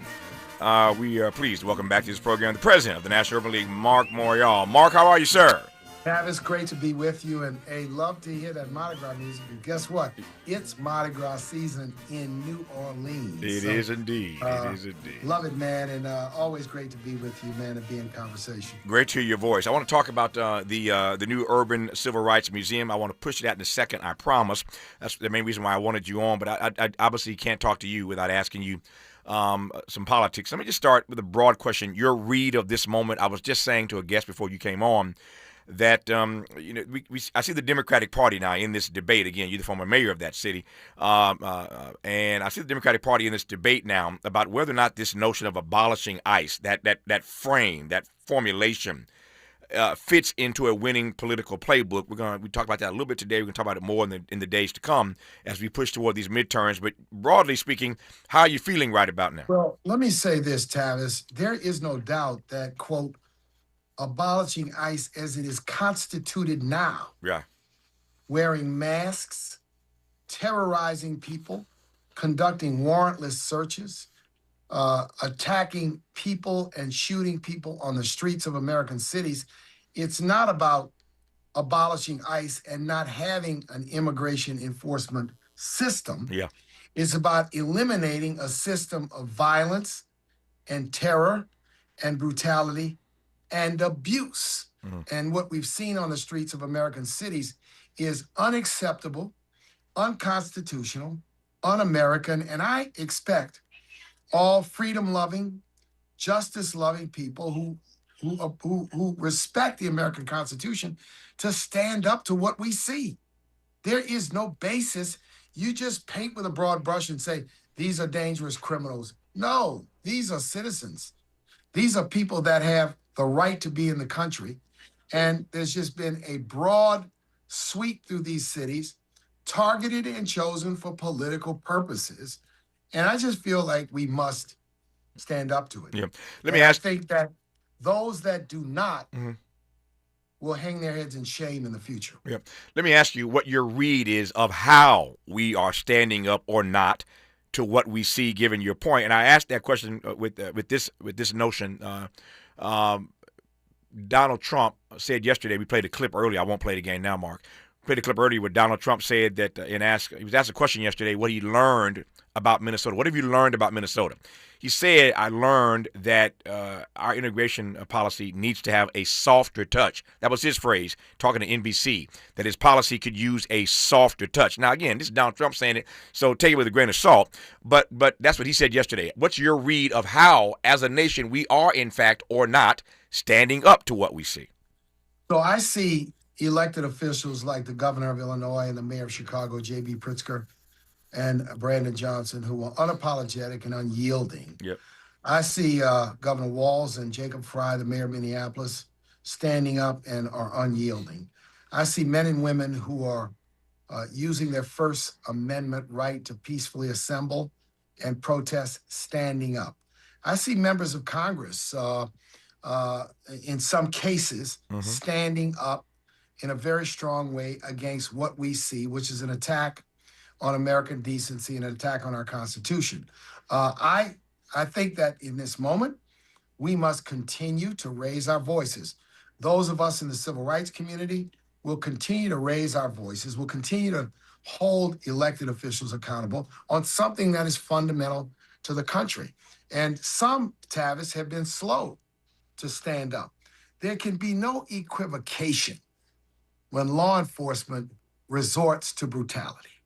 There has never been a reason or a rationale for law enforcement to wear masks to conduct immigration enforcement. These officers do not need to be and should be banned from wearing masks. Every one of them should have body cams. But here's the most important thing, Tavis. They expanded the money for ICE 5, 6, 7, 8-fold and created this federalized force, which is going around the country under the guise of immigration enforcement and intimidating honest, hardworking Americans, honest, hardworking immigrants. So I think it's a moral moment that we must speak in and we must stand up. Yep. We have made the point countless times already and will for the rest of the month that we are now in the 100th anniversary celebration month of Black History. That's a big deal, and you are part of a grand tradition as the head of the National Urban League. And so I'm going to let you brag a little bit about this $300 million empowerment center that y'all are preparing to open. Tell me more about it. So we have opened the Empowerment Center. We opened officially in November. And the crown jewel of the center, however, has not yet opened, and that's the Urban Civil Rights Museum, which will be public-facing and will open later on this year. I tell you, Tavis, the reason why this is so important is for the National Urban League, a civil rights and economic opportunity organization that preaches and teaches ownership and asset building for Black people. It was important for us to practice what we preach. It was important for us to build our own house. And this Urban League Empowerment Center is our house. We have partners who have worked with us. We have retailers who are in this building. We have 170 units of housing, all affordable.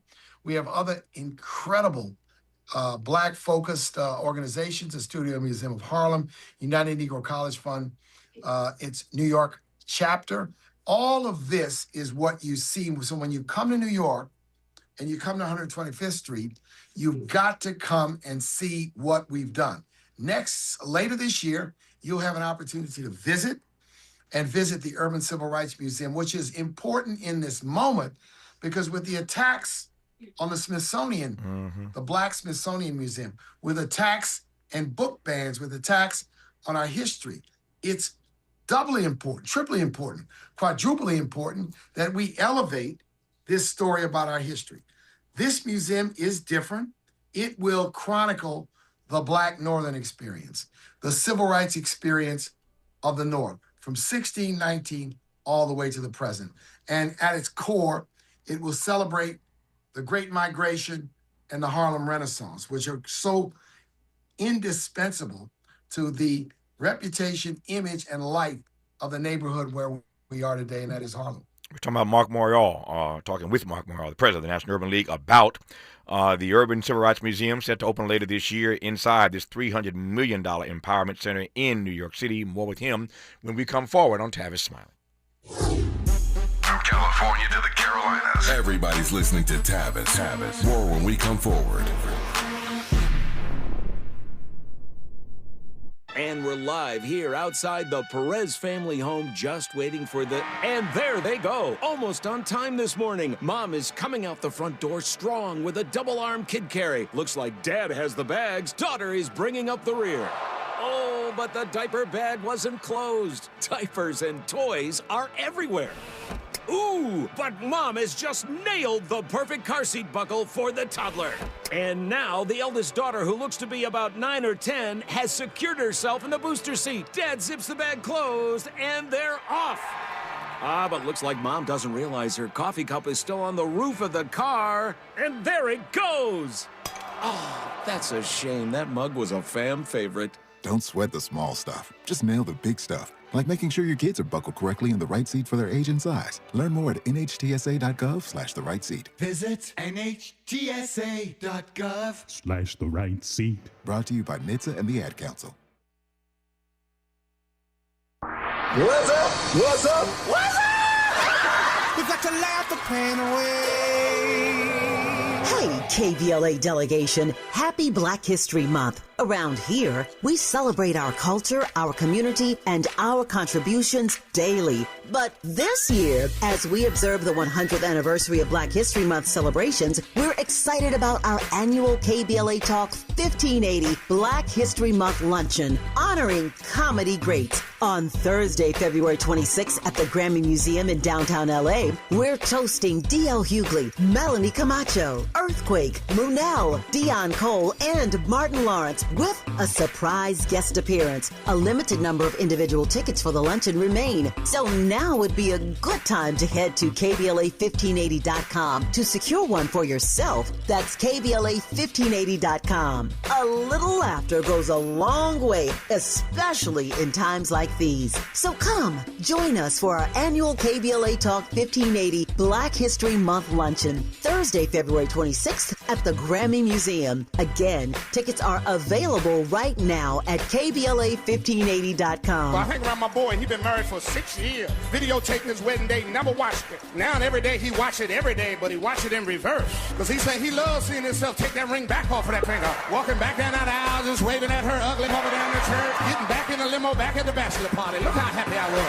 Honoring excellence, resilience, and achievement, we're at KBLA Talk 1580. Let's get back to more of this rich dialogue with Tavis Smiley. Tavis Smiley and Marc Morial, the longtime president of the National Urban League. We are experiencing, Marc, clearly a rollback of racial justice. I saw a piece you wrote recently in some of the papers across the country. So we're seeing this rollback of racial justice.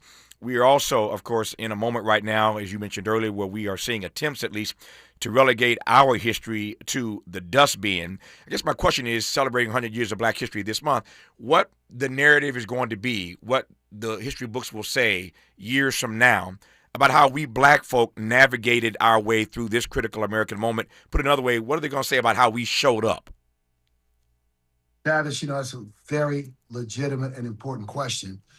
And you're a historian like me, and that's why we have to show up and we have to raise our voices. I have said to folks, leaders in our community, friends and allies, this is a moment where you have to show conviction and courage. Mm-hmm. Can't be half-stepping and being fearful. There's no reason to be fearful because these threats, no doubt, are significant, but the threats faced in the 50s and 60s were greater. And that generation, which inspires me, I know it inspires you, met that moment. We've got to meet that moment with our voice. We at the National Urban League just organized a major roundtable event at the National Press Club. 35 organizations, African American, Hispanic, Latino, and Asian, to push and promote the diversity, equity, and inclusion and equal opportunity agenda, and to push back against the trackbacks by some companies and the trackbacks by some universities and law firms and the like.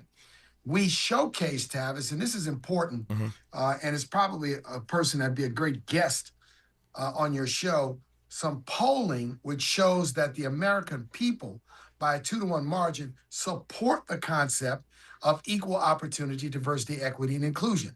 So the loud voices on the right are loud, but they don't have the majority with them. So we need to be energized in this moment, that to speak up and to stand up is to respond to the sentiment, not only in our community, but I believe across the board. We must push back. Otherwise, history will say we did not meet the moment. Otherwise, history will say we fell down. Otherwise, our grandchildren will say, you let us down. And I, for one, do not want that to be said about our generation. Let me tee this question up, and looking at my clock here, let me tee it up, Mark. When we come forward, I'll give you the last word, and yield the balance of my time to you to address the question. Let me tee it up now. Not that you need an advance warning to get your mind together. You can handle it in real time. But here's what I'm thinking. I don't know that there is, matter of fact, I think I'm right about this. Matter of fact, I know I'm right about this. There is no civil rights organization in the history of this republic that has had a better relationship with corporate America than the Urban League. When I say better, I'm not casting aspersion on the Urban League. I'm saying that you all have found a way to establish meaningful relationships, and you've used the power of the Urban League and the power of your members and the people to push these corporations to do better across the board. You've done it, and Vernon Jordan did it, and John Jacob did it, and Whitney Young did it. I mean, all the people that went before you, and here you have now for better than 2 decades done that same work, engaged in that same witness of partnering with corporate America and holding them accountable. Here's my exit question when we come forward. What is your read? I've got my own read. That ain't the point. What is your read of corporate America in this moment, in the Trump era? And I want to give you a big, broad question, paint as you will when we come forward. What's Marc Morial's read of corporate America in this American moment? That's the exit question when we come forward on Tavis Smiley. This is getting good. Yeah, man. Tavis Smiley continues when we come forward. You can't escape a traffic jam. Know what else you can't escape? Seasonal allergies. And you might think you can avoid that coffee stain until... Oh, really? You can't escape a lot of things in life, but you can escape prediabetes. Prediabetes captures 1 in 3 adults. There are usually no signs of prediabetes. In fact, most people don't even know they have it. But with early diagnosis, you can change the outcome and prevent or delay type 2 diabetes. Take action by taking the 1-minute risk test at doihaveprediabetes.org. You might not be able to escape having this song stuck in your head, but you can escape prediabetes. Go to doihaveprediabetes.org today. Brought to you by the Ad Council and the Centers for Disease Control and Prevention.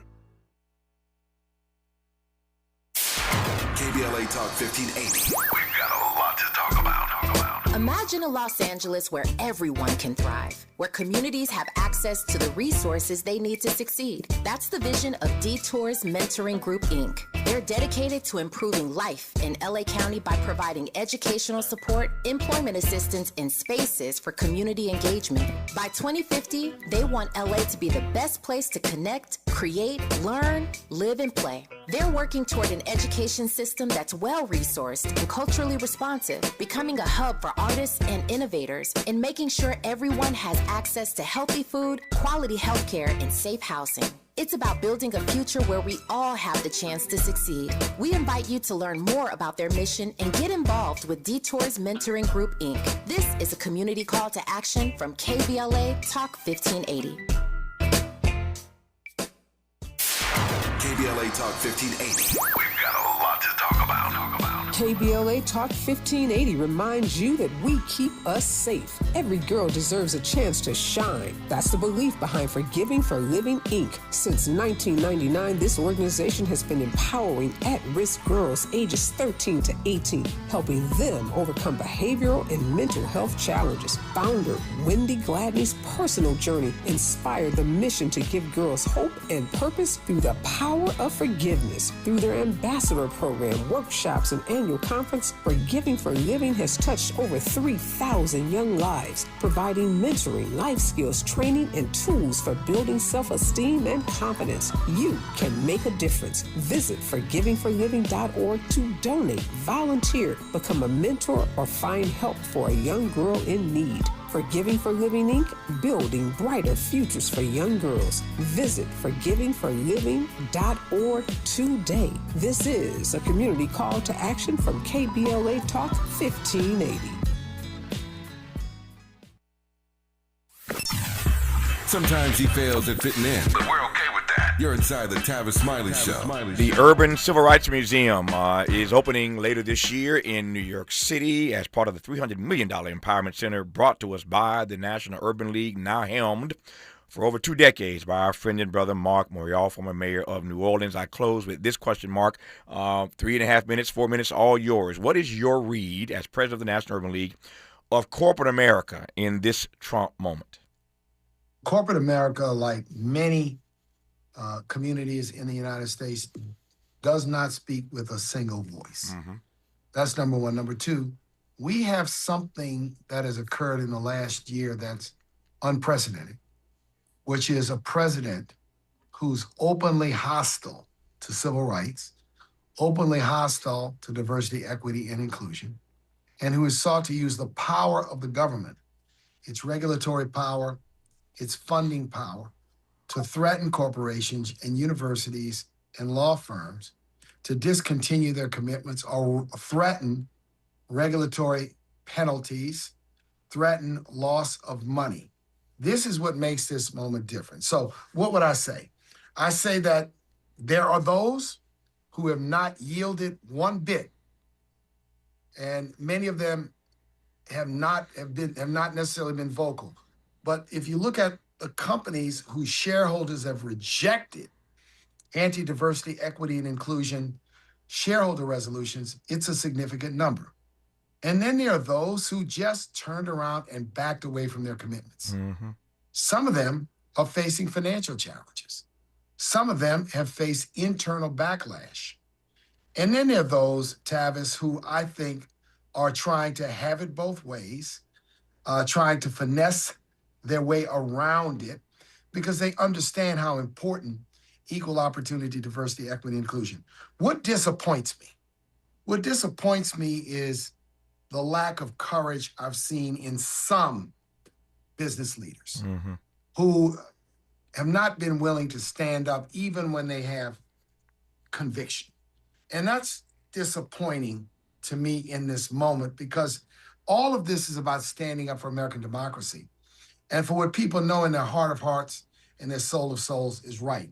This is why we have to keep both the internal and external pressure. In my work, we work on the outside, and then we get an opportunity to work on the inside. So I am in numerous conversations working to sustain and encourage people to maintain their commitments. Mm-hmm. I've also been in some conversations with people who've walked away saying to them that they need to pivot away because they're losing the confidence of their customers and their shareholders. And if you look at the numbers, without naming any names, many who've walked away, particularly if they're consumer-facing businesses, have not done well by walking away. Oh, yeah.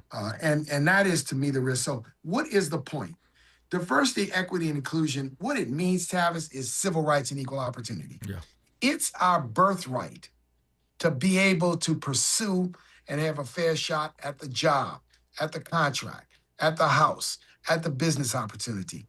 It's an American birthright to have a fair shot. And to me, when we talk about this, that is one of the fundamental things we're talking about, right? Yep. So it's a tough, difficult environment. Yeah. I'm going to continue to remain absolutely committed.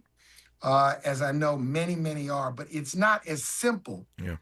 Those that have walked away have gotten bigger headlines than many who've maintained and stayed the course, but not one should have ever walked away. No. I got 10 seconds here to go. Tell me what opening day looks like or feels like at the moment for the Urban Civil Rights Museum. Man, opening day looks like Tavis Smiley in the house broadcasting live to his audience and scholars and historians and residents of Harlem. Jay-Z. Celebrating, man, all of that. I'm speaking out loud to my producers. I have my own Jay-Z, Mark, not your Jay-Z or Harlem's Jay-Z, New York's Jay-Z. My Jay-Z is listening. So Jay-Z and Faraji, y'all heard that. Let's see if we can get to New York for opening day. The Urban Civil Rights Museum to broadcast live from there. Let's see if we can make that happen. Now that we've been invited by the president to do so. Mark, I love you, man. Thank you for your time. Okay, I'll talk to you soon, brother. Tavis, all right. Stay up. More of Tavis Smiley when we come forward. KBLA 1580 Santa Monica. I'm Bree Wood with BIN News Now. Black Cook County, Illinois Board President Toni Preckwinkle has picked up support from South and West Side clergy as she seeks a 5th term. 15 years we've had balanced budgets. For 15 years we haven't raised property taxes. I think that's a great record. Her Democratic primary opponent, Alderman Brendan Riley, said she's been in office too long and accuses her of running bloated budgets. Atlanta has paused new liquor licenses on Edgewood Avenue after a deadly mass shooting last year that killed 1 man and hurt 10 others. City leaders approved safety reforms and a 6-month moratorium, though some business owners say it goes too far. And Morehouse College President Dr. F. Du Bois Bowman is addressing the post-game incident where Tuskegee head coach Benji Taylor was briefly handcuffed by a safety officer. Bowman says the college apologized immediately and is reviewing what happened. Get BIN News Now on demand 24/7 on the iHeartRadio app. The Crohn's and Colitis Foundation has been at the forefront of inflammatory bowel disease research and care for over 50 years. Learn more about research, education, and support at Crohn'sColitisFoundation.org. This is the KBLA Sports Minute with Ray Richardson. It looks like the Clippers are going to need some time to get used to not having James Harden in the lineup. In their first game since Harden was traded to Cleveland on Tuesday, the Clippers lost by 31 to Cleveland Wednesday night at the Intuit Dome in Inglewood. Harden was not in the building. Had he been in a Cleveland uniform last night, things would have been even more uncomfortable for the Clippers. Darius Garland, the player the Clippers got from Cleveland in the trade, sat at courtside last night in street clothes. He got a nice reception from Clippers fans when he was shown on the video scoreboard. Garland is recovering from a foot injury. He's waiting to be cleared by the Clippers medical staff to make his debut with his new team. The Lakers are back home tonight after a 5-3 road trip. They play Philadelphia at Crypto.com. First home game for the Lakers since January 18th. No debates, no speculation, just the info you need. That's your KBLA Sports Minute. I'm Ray Richardson. More news, opinions, and conversation when we come forward on KBLA Talk 1580. Yeah, y'all, come on. Here come the drums. At KBLA Talk 1580, we fight the power every day. Yeah, gotta give us what we want. Gotta give us what we need. Hey. I listen to KBLA and I love the commercials. I know what the commercials mean. I also, if I'm looking and trying to figure something out, I need something to talk to me that might hit me. And it happens on TV because, you know, every time they show a sporting event, they got the pharmaceutical companies back to back telling people how to fix the sickness on the same stuff that they sell them. So we get it. Yep, we get it too, Chuck D. And that's why at KBLA Talk 1580, we don't black down. Drop it. Our freedom of speech is freedom of death. We got to fight the powers that be. Fight the power. Fight the power. Fight the power.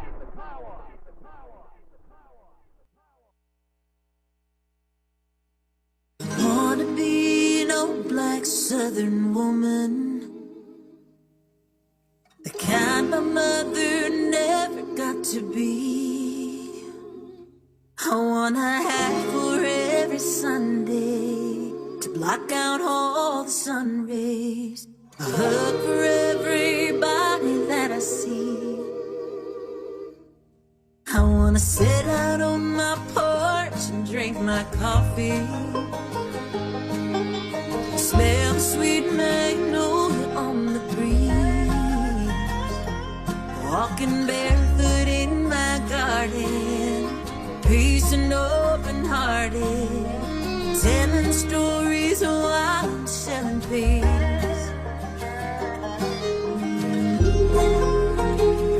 I wanna see my daughters thrive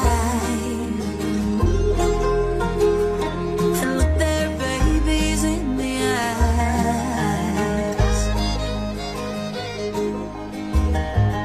I'm Tavis Smiley. Glad to have you with us in this third and final hour of our program today. This track is called Old Black Southern Woman, and I want to believe there are a number of old black Southern women listening to this program, given that we are syndicated across the country. So there's your song title, Old Black Southern Woman. It's by Rissi Palmer, the country music star who joins us in this hour to share her newest EP and talk about the legacy of black country musicians as we approach this weekend's Opry 100 celebration. That would be, of course, the Grand Ole Opry. And there is a connection, a strong connection between black people and the Grand Ole Opry. I'm going to play some sound for you as we move through this hour and just give you some, a taste of what it was like to hear Ray Charles at the Opry, Louis Armstrong at the Opry, Ray Charles and Johnny Cash together at the Opry. So I'm going to give you some of that as we move through this hour. We want to make sure that this celebration of the Opry at 100 does not leave us out of it in the grand tradition. I quote Dr. Du Bois all the time during Black History Month, that famous question that he asked, a powerful and poignant question: would America have been America without her Negro people? The answer, of course, is no.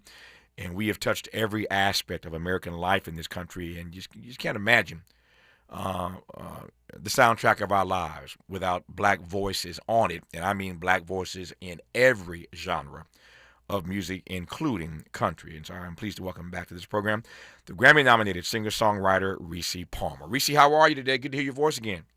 Hi, Tavis. How are you? If I complained, I'd be an ingrate. I am doing well. I am doing well. How are you and how's your family?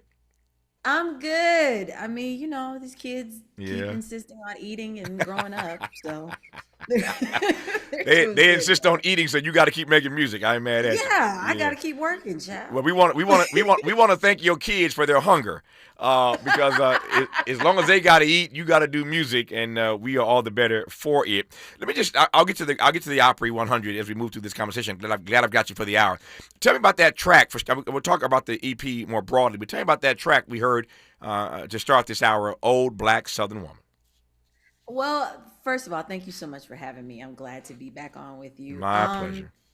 I wrote that song with Kashana Armstrong, who is an incredible singer-songwriter herself, and someone who, like me, is very consumed with legacy, thinking about their legacy and what they leave behind. And so I wrote this song for 3 reasons. One, to think about the kind of woman that my biological mother would have been had she lived past 38. She passed away when I was 7, and did not get to see me grow up, did not get to see my girls grow up.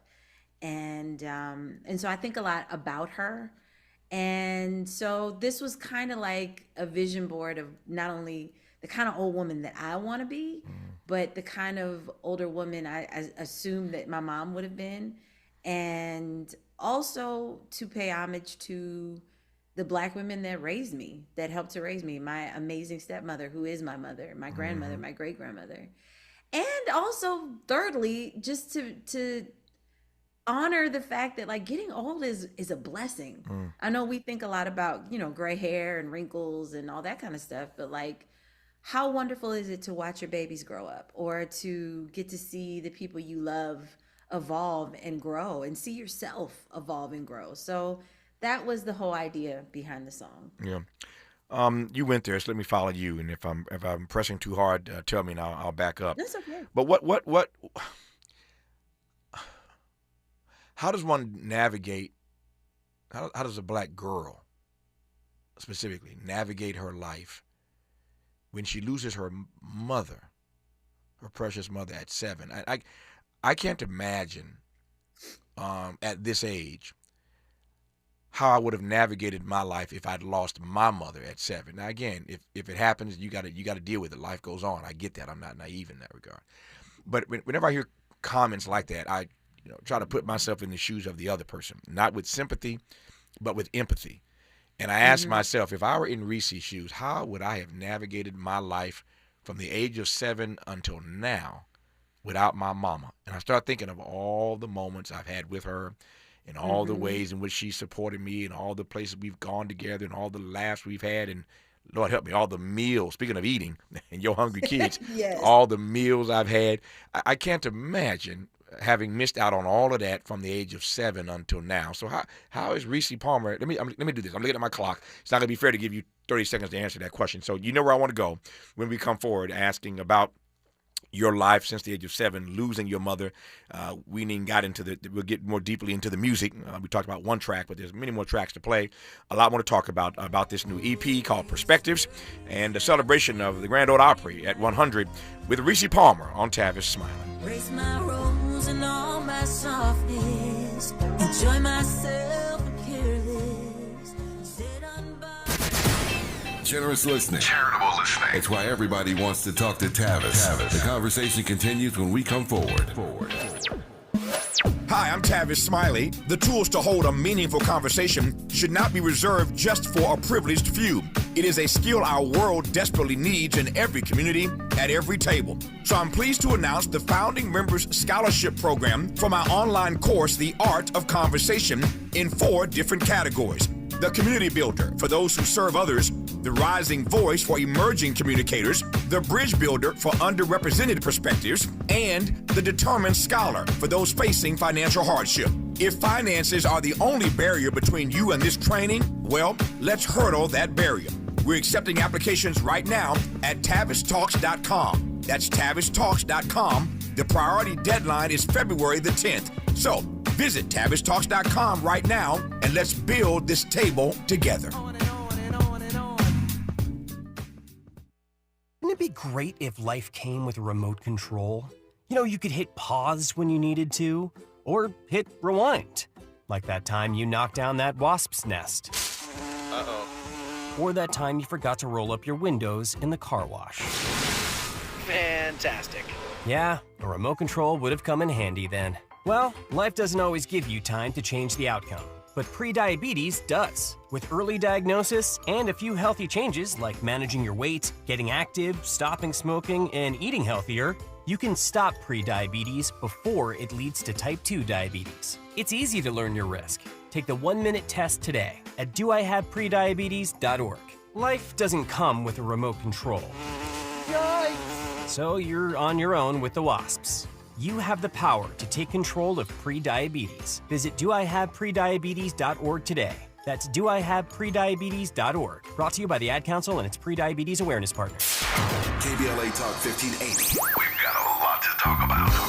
KBLA Talk 1580 is committed to self-care and community well-being. Walk Good LA was formed in June 2020, inspired by the Black Lives Matter movement and the beginning stages of the COVID-19 pandemic. What began as a few minutes of breath work and yoga meditation before protests against police brutality turned into a safe space for the community to heal in hard times. The immensely positive response from the community transformed the momentum into a movement. Today, Walk Good LA is a Black and Brown-led community wellness organization based in Los Angeles. They provide spaces for healing through community yoga classes, guided meditations, hikes, run clubs, and other activations throughout Los Angeles that attract hundreds of members weekly. With the help of Propel and Michael B. Jordan, they now have a yoga and wellness studio in Los Angeles called the Walk Good Yard. To join their mailing list and connect with healing spaces, please visit walkgoodla.org. That's walkgoodla.org.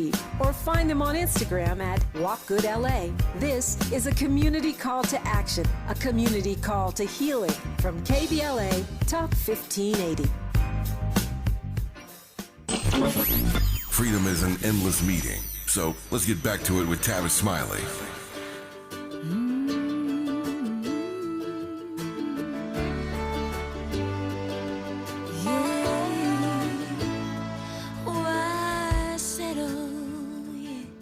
When it comes to love, you can't make more. What's barely nothing? Why did I cheat myself by lying to my heart that there's no honest so we're still learning. It's okay to want the best, to hold out for perfection and damn the rest. I want fireworks like the 4th of July, love that's true blue, like a clear summer sky. I want passion so strong that it makes me want to cry. I want nothing shorter. Butterfly. The track is called Butterflies. It's a beautiful track. I love that song. I love the lyrics. It's Rissi Palmer, and honored to have her on in this hour. The Grammy-nominated singer-songwriter. Has a new EP dropping tomorrow. In fact, it's called Perspectives. We started this hour, in case you tuned in late, with some sound from the single from that EP. It's called Old Black Southern Woman. So we started with that. This track, again, one of my favorites from Rissi, called Butterflies, on a prior project. But again, the new EP, Perspectives, drops tomorrow. And we're pleased to have Rissi on the day before it comes out. So how blessed are we to be on our list on the day before she births a new baby as in the project, not a new baby. She got enough hungry kids already, and she said that's why she keeps making music. The kids have to eat. Speaking of kids, you said a moment ago, and it just jumped out at me, and I think I remember that. I remembered it for all the years I've known you. Once I actually heard you say it, but it just hit me. So Rissi loses her mom when she's 7, and I was saying a moment ago, in case you just tuned in, that I can't imagine at this age now having to have navigated my life without my mother from the age of 7 until now. I know Rissi's not the only person who's had this journey. It happens, right? But how have you done this all these years, Rissi? Well, first of all, thank you for saying my father, first of all, is like a rock. So I'm very fortunate that I had an incredible father. Mm-hmm. And my dad married a really incredible woman who is what I consider to be my mother. Mm-hmm. When I was 9, and she in every way has been a mother to me. And then my mom, my biological mother, one of the great things about her is that she had an army of Black women around her that loved her. And so in turn, they loved on me my entire life. Mm-hmm. So I have an incredible grandmother who's in the Country Girl video. I had an incredible great grandmother. My father's mother, my grandma Palmer, was amazing. And all my aunties, Black people, we got aunties and cousins that have nothing, nothing to do with blood and everything to do with love. Mm-hmm. And, my godmothers, my aunties, I had an army of people that loved on me. So, I miss her. Like, don't get it twisted. Nothing could ever replace her. Mm-hmm. But I was well loved in place of her. That's beautiful. That's beautiful. We all need a village, right? We all need a village. Yeah, 100%. Yeah, and I'm glad you had one, have one, and have now built your own village. It's a beautiful thing. I'm in LA, as you know. This program is syndicated across the country, but I'm based in LA, and so just a few days ago, everybody descended upon LA for the Grammys, and a couple of things about that. But let me just start with this. So the Beyonce moment came. And went. And I don't mean that in a derisive way. She put country out there in a way that nobody of her stature had done in a long time. And just looking back on that, and I don't want to color this question any more than that, but looking back on that moment of her pushing this genre to new limits, you think what? And again, you take it as you will, but I'm just trying to get your sense of, in retrospect, that Beyonce country western moment. I think that it was a moment that shone a light on my community, and that made me really happy. Yeah. I love the opportunities that were afforded to, especially to the people that were on the album. Mm-hmm. Anything that brings attention to Linda Martell, like, she is one of my heroes. Mm-hmm. And I named my show after her in 2020. So, Linda means a lot to me. So Linda getting her flowers and by way of Beyonce getting a Grammy, that's nothing but a win for all of us. I do, there is the auntie in me that was concerned that everybody would think, oh, okay, well, we've done it, like it's done now. And so, everything's over. And it's like, no, the work is like literally just begun, because Beyonce, this was a record that she did, this was a project that she was in, and presumably there will be another project that has nothing to do with country music, and the light will be shown on another community. And I just want to make sure for all the artists up and coming, and for my peers and myself, that the community doesn't forget that we exist, and that we are also over here in country, and we are Black people too, and we love us as well, and we could definitely use the same support and enthusiasm. Yeah. The Grammys have a variety of categories when it comes to your genre of country music. They've got the contemporary, they've got your traditional. How does that? Labels always concern me. I mean, Quincy Jones, I think of Q, my dear friend, and I miss Quincy. Q used to say to me all the time, Tavis, there ain't but two kinds of music, good and bad. So he was not a fan of all these labels either. But inside of a number of music genres, certainly inside of country, there is this contemporary category, there's a traditional category, and in some ways, I think it's good to stretch the boundaries of any music form, and yet for those who are in fact traditionalists, dare I say purists, I wonder sometimes how they process seeing their music, for lack of a better word, stretched in this particular way. Your thoughts, if you have any. I mean, I do have thoughts, and this is probably going to be controversial and unpopular, but I actually think it was a good thing. Okay. I am a member of the Grammys, and that's as much as I can say. Sure. But I think that looking at it purely from a music genre standpoint, what I've noticed over the years in looking at the ballot is that a lot of the foundational artists of the genre were being pushed into completely different categories, because like not even country anymore, being pushed over to Americana and all that, because they no longer fit what modern country music looks like. And I think just like there's room for a traditional R&B category and a contemporary R&B category, and traditional blues, contemporary blues, and all that, it was kind of inevitable, because you can't have a situation where it's just like a popularity contest and that's it. Like, well, this is the thing that is just recently on the charts, and so we should just honor that, as opposed to like really beautiful, great work that's being done by traditional artists that gets overshadowed by the things that are quote unquote popular and contemporary.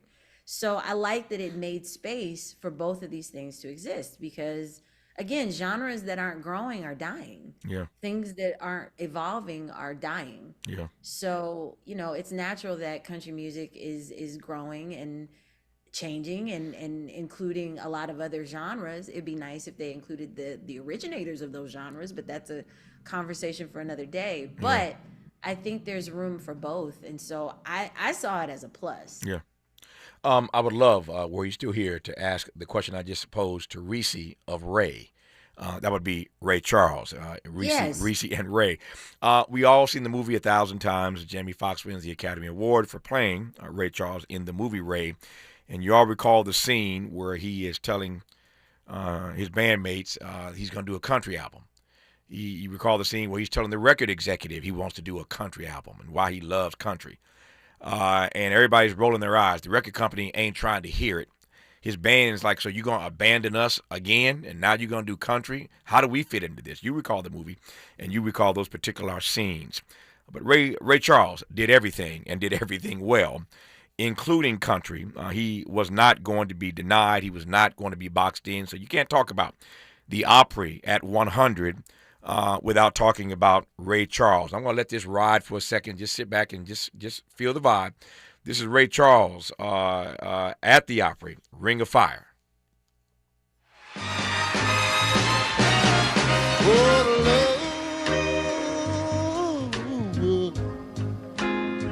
Is a burning thing. Oh, yes it is. And it makes, yeah, it makes a fiery rain.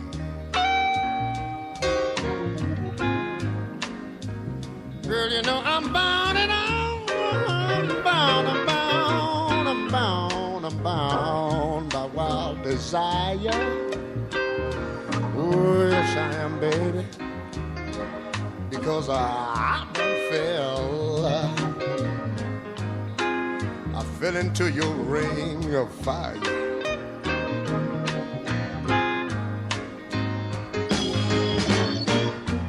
I fell into the ring of fire. I went down, down, down. Said, whoa, the flame went higher. And it burns, burns, burns. The ring of fire, your ring of fire.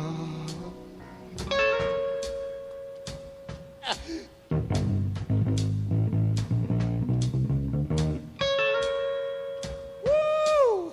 Girl, you know the day, yeah. Ain't nobody like him.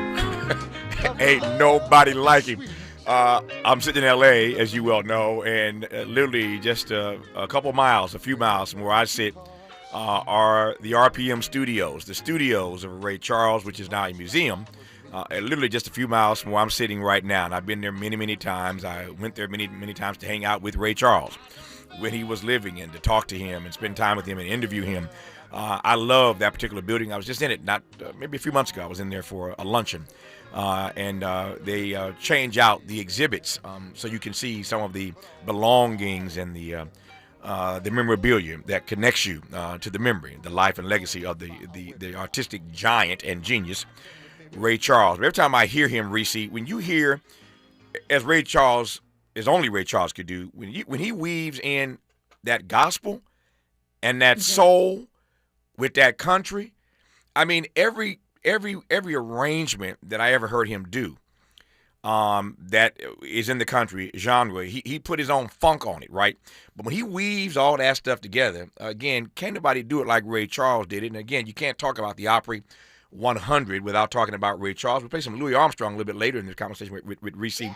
Yes. But talk to me about what you hear when you hear Ray Charles do country.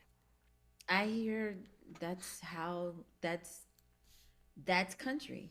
That's country to him, and that's country. And I think that's why that record makes every top 10 list of greatest albums ever, and specifically makes greatest country albums ever lists for that reason. It was authentic. It was sincere. He didn't try to change his voice. He didn't put on an accent. He didn't behold to the parameters of what everyone thinks country is. He did it authentically, and that's what shines through. I think, to me, that's what makes something like good. That's what makes something great. Like, not something that's cookie cutter, not something that, fits within, that colors in the lines. Like he colored outside the lines, and that's why it's legendary.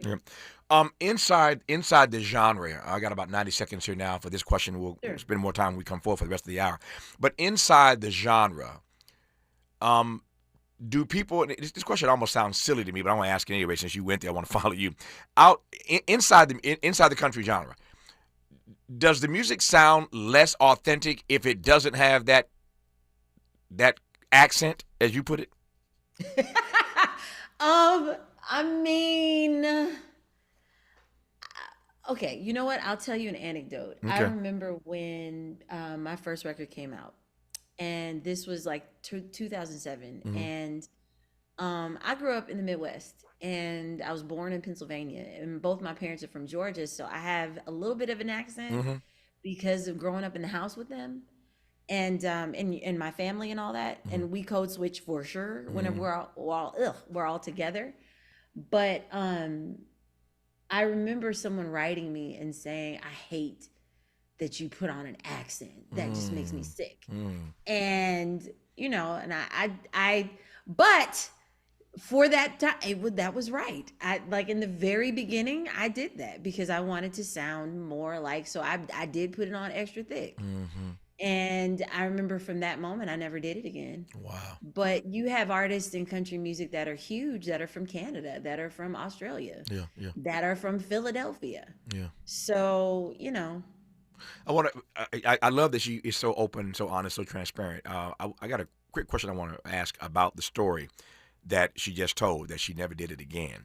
We'll pick up with that and push forward. We are honored to have Rissi Palmer, country music star, on with us in this hour. Her new EP, Perspectives, drops tomorrow. More about that and a few other things when we come forward on Tavis Smiley. Why does Tavis say, when we come forward? Because he's not going back. And you don't have to go back either. Forward ever, backward never. More of Tavis Smiley when we come forward. The more you listen to your kids, the closer you'll be. So we asked kids, what do you want your parents to hear? I feel sometimes that I'm not listened to. I would just want you to listen to me more often and evaluate situations with me and lead me towards success. We're not adults, so just be there and like listen. I just want someone to yap to. And I just feel like I'll be fine like if someone just hears me talk. You're doing a really good job. And I don't think I tell you that enough. And I know sometimes we get into it and it's just hard on both of us. But, you know, try to understand me more and I'll try to do the same. Listening is a form of love. Find resources to help you support your kids and their emotional well-being at sounditouttogether.org. That's sounditouttogether.org. Brought to you by the Ad Council and Pivotal.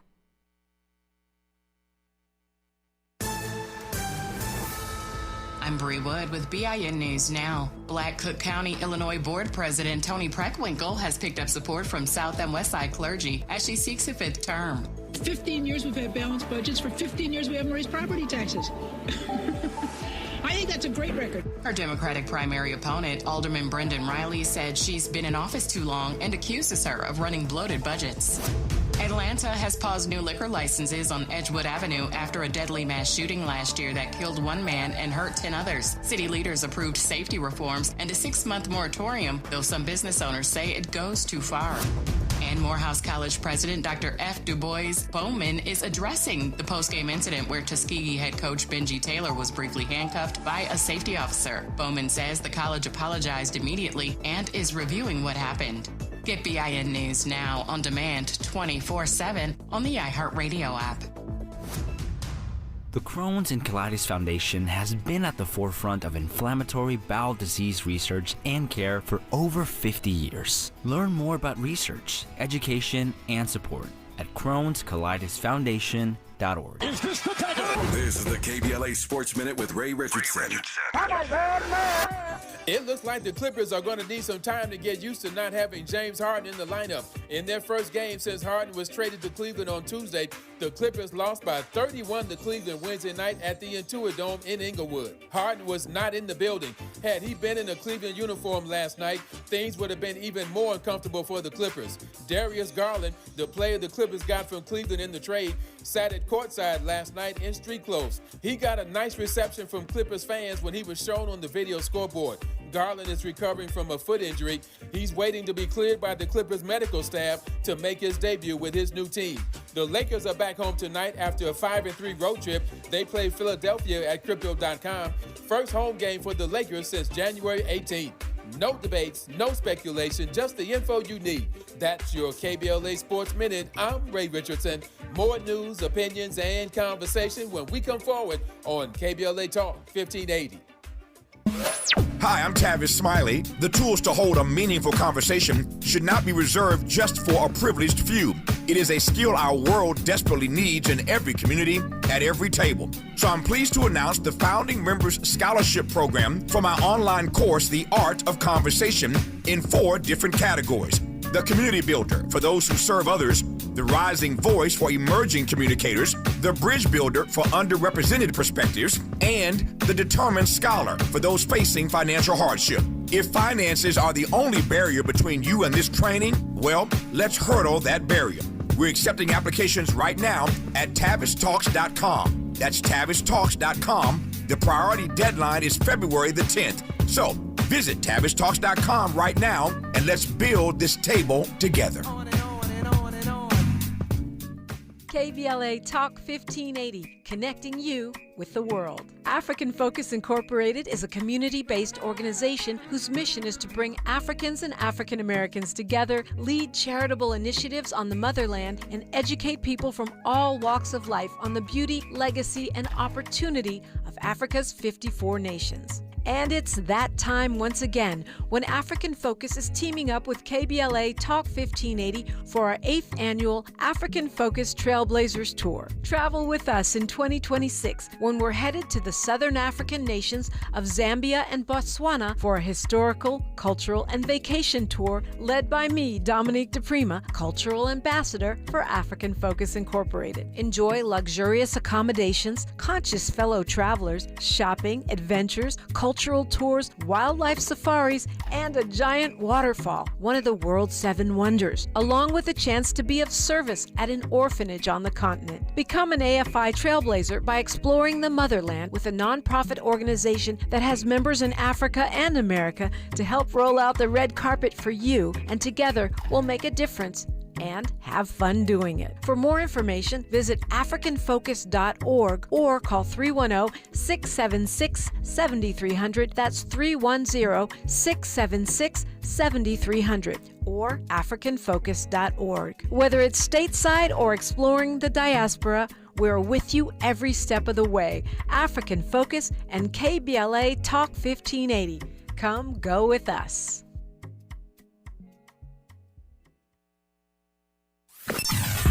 Sometimes he fails at fitting in, but we're okay with that. You're inside the Tavis Smiley Show. You are indeed with our country music star Rissi Palmer. Her new EP, Perspectives, drops tomorrow. We started this hour, in case you're just tuned in, with a beautiful track from this new EP called Old Black Southern Woman. There's some other great tracks on there. Can You Run, Good to Me, Somebody Somewhere, Don't Know What He's Missing Tonight. I like that one. That's funny. Anyway, the EP drops tomorrow, and we're honored to have Rissi Palmer on this program today because it drops tomorrow and because they are now at the point of celebrating Opry 100. And you can't talk about the Grand Ole Opry without talking about the influence of black folk on the Opry. And so we played a beautiful track. I love that track from Ray Charles, Ring of Fire. He performed it at the Opry back in 1970. We gave you a taste of that in a moment. I'm going to give you some Louis Armstrong and Johnny Cash at the Opry, also from 1970. Give you a taste of that in just a second. Satchmo and Johnny Cash. But Rissi was telling a story a moment ago. I asked her whether or not inside the country, not having the accent makes you less authentic. And she told a great story about how her first album, she laid on that accent pretty thick, was critiqued for that and decided to never do it again. My question is, why did you decide not to do it again, and what did you learn? What was your takeaway from the experience? I think from being on the Opry. No, from the accent story. The accent story. Oh, from the accent. I apologize. No, why did you not do it again, and what lesson, what takeaway can you share from that experience? Well, I was like, well, dang, if you can write me a message about it, then clearly it must be too much. Yeah. No, and I just, I didn't want to be fake. Right. I didn't want to be fake. Yeah. And the older I get, the less inclined I am to do something that I just don't believe in or that I just can't pull off. And so what you hear that's me. That's what I sound like talking to my kids and talking to my friends and that sort of thing. So no, I love it. Yeah. That's the lesson. Don't be fake. And that's enough. Yeah, I just need to hear that. Be your authentic self. And that's not easy to do. We were just talking about, we had a guest on yesterday, and he has a new Audible project, and the title of it is Be True. Be True. So we talked about that in our last hour yesterday. Talked about being true. In our last hour today, we're talking about being true, being your authentic self, not being fake. So just drawing a line from yesterday to today. Never know how these things are going to work out. All right, so that was Ray Charles, Ring of Fire at the Opry in 1970. Take a listen now to Louis Armstrong and Johnny Cash at the Opry. This is from October of the same year, 1970. Music's my life. It's always been, you know. You've been at it a long time. I know that we did a little research on some of your recordings. We find that on July 16th, 1930, you played trumpet on a session with the late Jimmy Rogers, the father of country music. I sure did. That was in Hollywood, right? That's right. So I've been knowing Jimmy for a long time and following up his music too. And I happened to meet one morning and Jimmy said, "Man, I feel like singing some blues, you know?" I said, "Okay, Daddy, you sing some blues and I'm going to blow behind you." And that's the way the record started, you know? You know what I would love to do? I would like to kind of recreate that recording session of July 16th, 1930. We'll get Bill Walker to play piano, and I'll try to sing Jimmy Rogers' lyrics, the lyrics he recorded, and you wail like you did on the record. Can we do that? Well, I'll tell you to do. We'll say, we give it to him in black and white. Okay.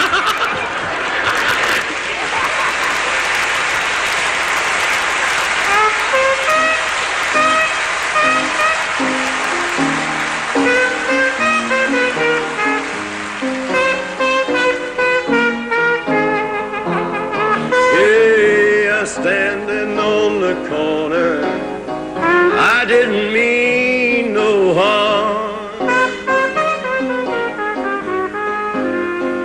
Then the police came by, he took me right by the arm.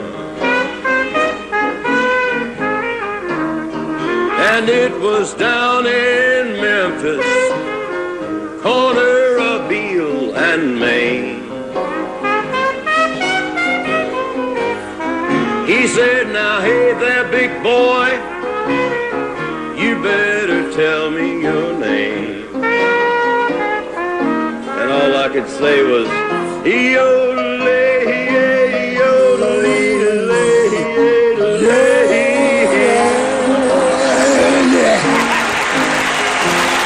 I said, "Well, you find that name right on the tail of my shirt.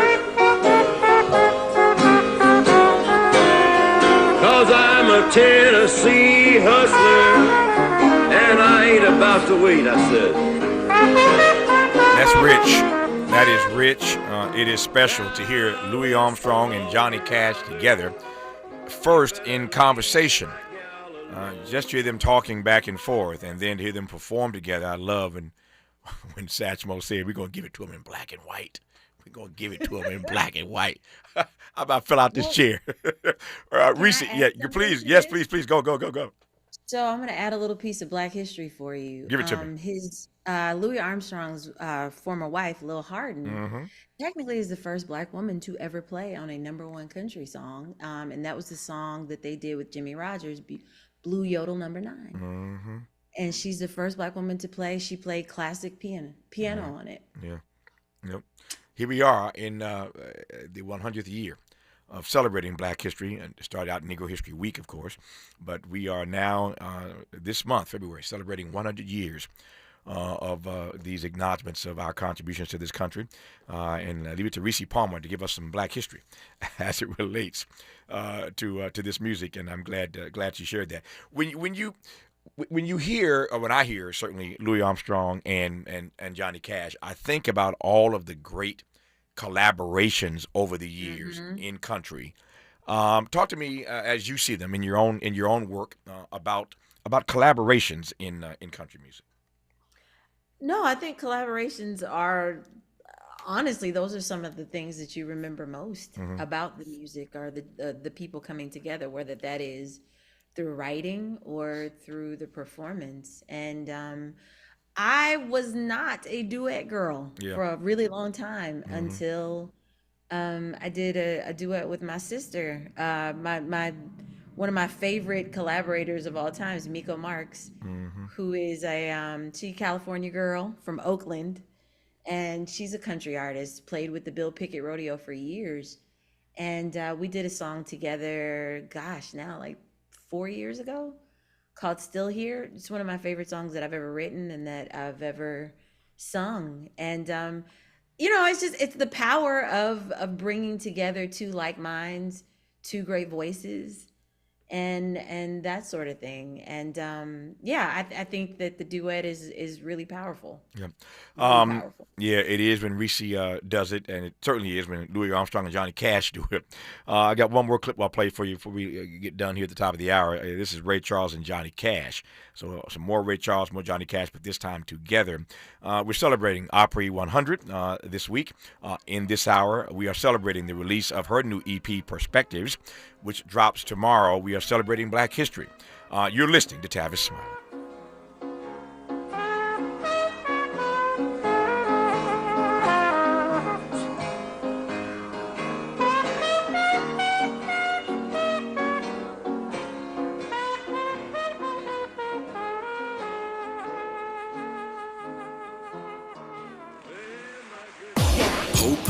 Agency, dignity. This is Tavis Smiley. Can you dig it? Come on! And we're live here outside the Perez family home, just waiting for and there they go, almost on time this morning. Mom is coming out the front door strong with a double-arm kid carry. Looks like Dad has the bags. Daughter is bringing up the rear. Oh, but the diaper bag wasn't closed. Diapers and toys are everywhere. Ooh, but Mom has just nailed the perfect car seat buckle for the toddler.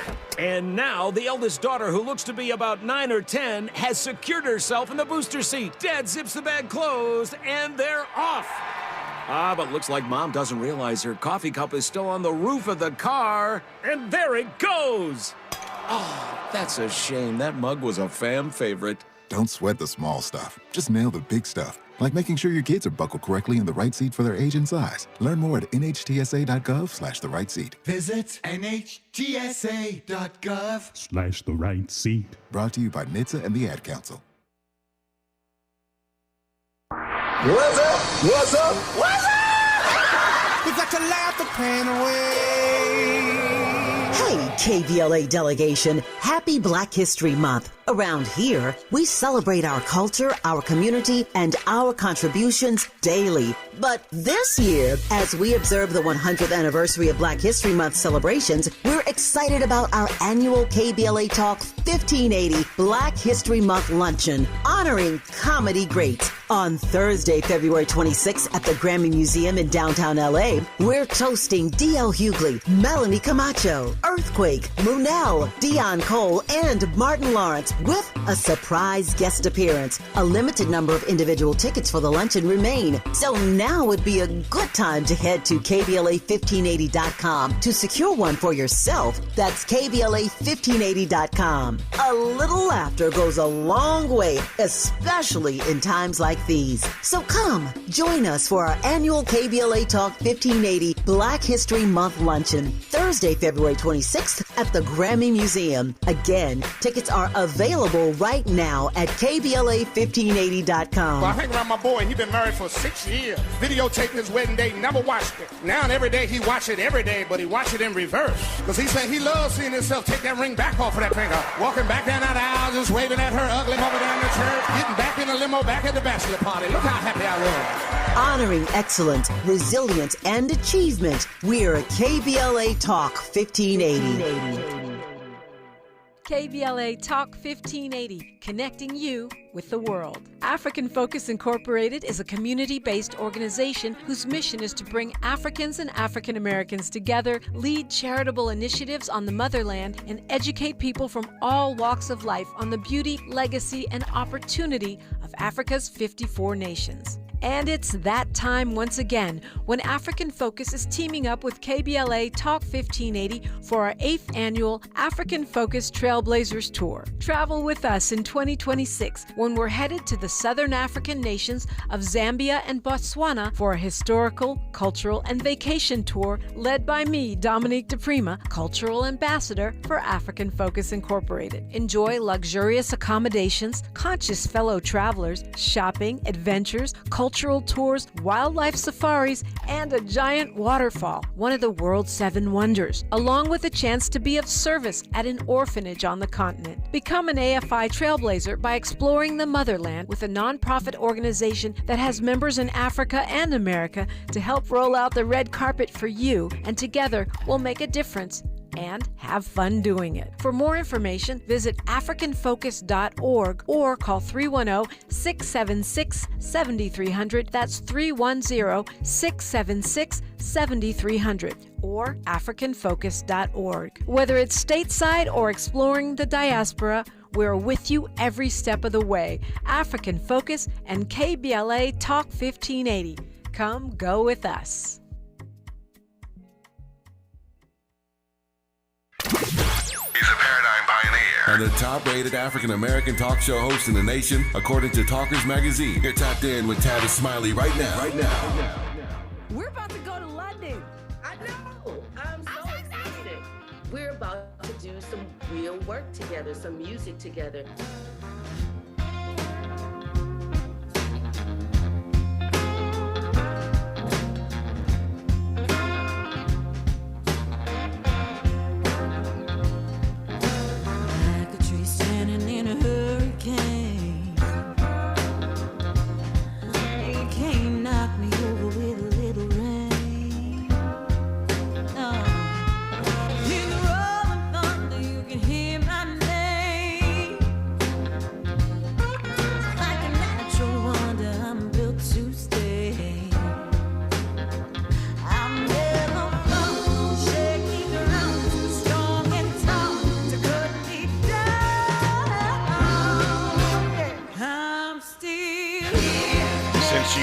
Since you referenced it, I thought I'd give you a taste of the track that she loves so much that she wrote.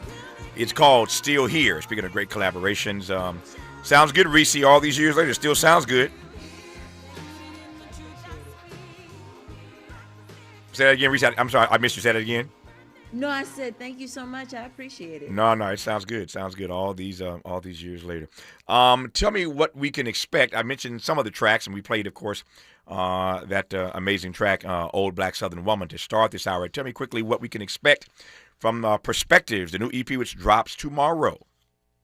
So very quickly, I named it Perspectives after I listened to an interview from Audra McDonald. Actually, she played Gypsy. Yep. And on Broadway this past spring, and I believe this is the first all-black cast that they've ever had for Gypsy. And she talked about how the songs, without changing a lyric, without changing dialogue, because of who was speaking these words and singing the words, the play has taken on a whole new meaning, a whole new context.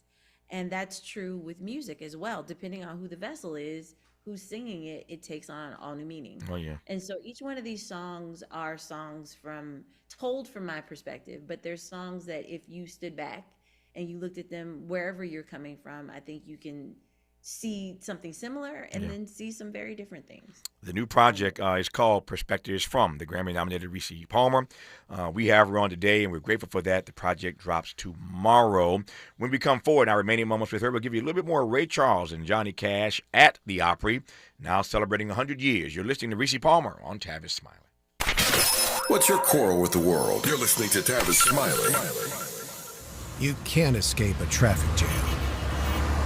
Know what else you can't escape? Seasonal allergies. And you might think you can avoid that coffee stain until... Oh, really? You can't escape a lot of things in life, but you can escape prediabetes. Prediabetes captures 1 in 3 adults. There are usually no signs of prediabetes. In fact, most people don't even know they have it. But with early diagnosis, you can change the outcome and prevent or delay type 2 diabetes. Take action by taking the 1-minute risk test at doihaveprediabetes.org. You might not be able to escape having this song stuck in your head, but you can escape prediabetes. Go to doihaveprediabetes.org today. Brought to you by the Ad Council and the Centers for Disease Control and Prevention. KBLA Talk 1580. We've got a lot to talk about. KBLA Talk 1580 is committed to self-care and community well-being. Walk Good LA was formed in June 2020, inspired by the Black Lives Matter movement and the beginning stages of the COVID-19 pandemic. What began as a few minutes of breath work and yoga meditation before protests against police brutality turned into a safe space for the community to heal in hard times. The immensely positive response from the community transformed the momentum into a movement. Today, Walk Good LA is a Black and Brown-led community wellness organization based in Los Angeles. They provide spaces for healing through community yoga classes, guided meditations, hikes, run clubs, and other activations throughout Los Angeles that attract hundreds of members weekly. With the help of Propel and Michael B. Jordan, they now have a yoga and wellness studio in Los Angeles called the Walk Good Yard. To join their mailing list and connect with healing spaces, please visit walkgoodla.org. That's walkgoodla.org. Or find them on Instagram at walkgoodla. This is a community call to action, a community call to healing from KBLA Talk 1580. Are you drowning in IRS tax debt? Angela was. She called Civic Tax Relief and saved over $80,000. Felicia was having health problems, got behind on her taxes, interest and penalties were adding up. She called Civic Tax Relief and saved over $15,000. Civic Tax Relief is a professional tax negotiation firm that can protect you from the IRS. If you're getting collection letters, call Civic Tax Relief for a free consultation. They will go to work helping you discover all the relief programs you may qualify for free. James owed the IRS $37,000. Civic Tax Relief represented him against the IRS, and by the time everything was completed, he did not owe the IRS anything. If you are in trouble with the IRS, call Civic Tax Relief for your free consultation now. 800-200-2257. 800-200-2257. Get a free consultation and real tax relief. Call 800-200-2257. 800-200-2257. Freedom is an endless meeting. So let's get back to it with Tavis Smiley. We're going to give Rissi Palmer the last word here, and then we're going to close with some Ray Charles and Johnny Cash from the Grand Ole Opry back in 1978, as I recall. Rissi Palmer has played at the White House. She's played at the Apollo. She's played everywhere, including the Grand Ole Opry. Rissi, here's my extra question on the eve of your new project, Perspectives, dropping tomorrow. When you think about the Opry at 100, you think what?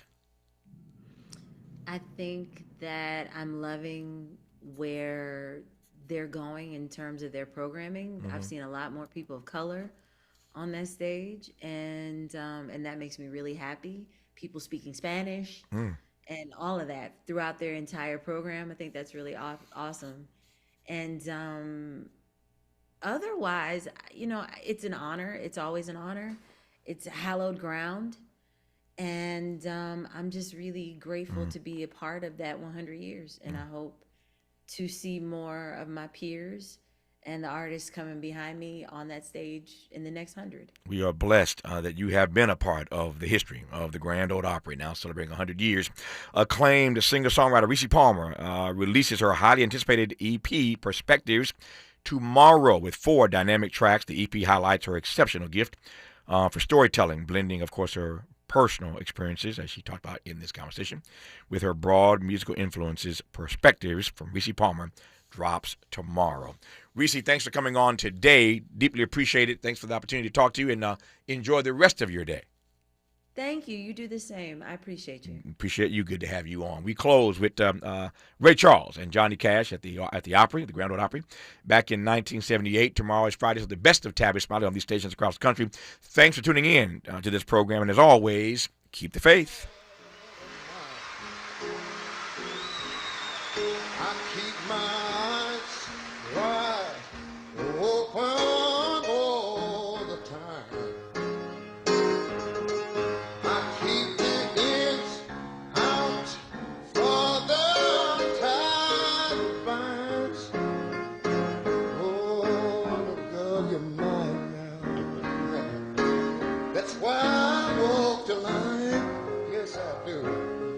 man. Yeah, man. That's good. That's something else.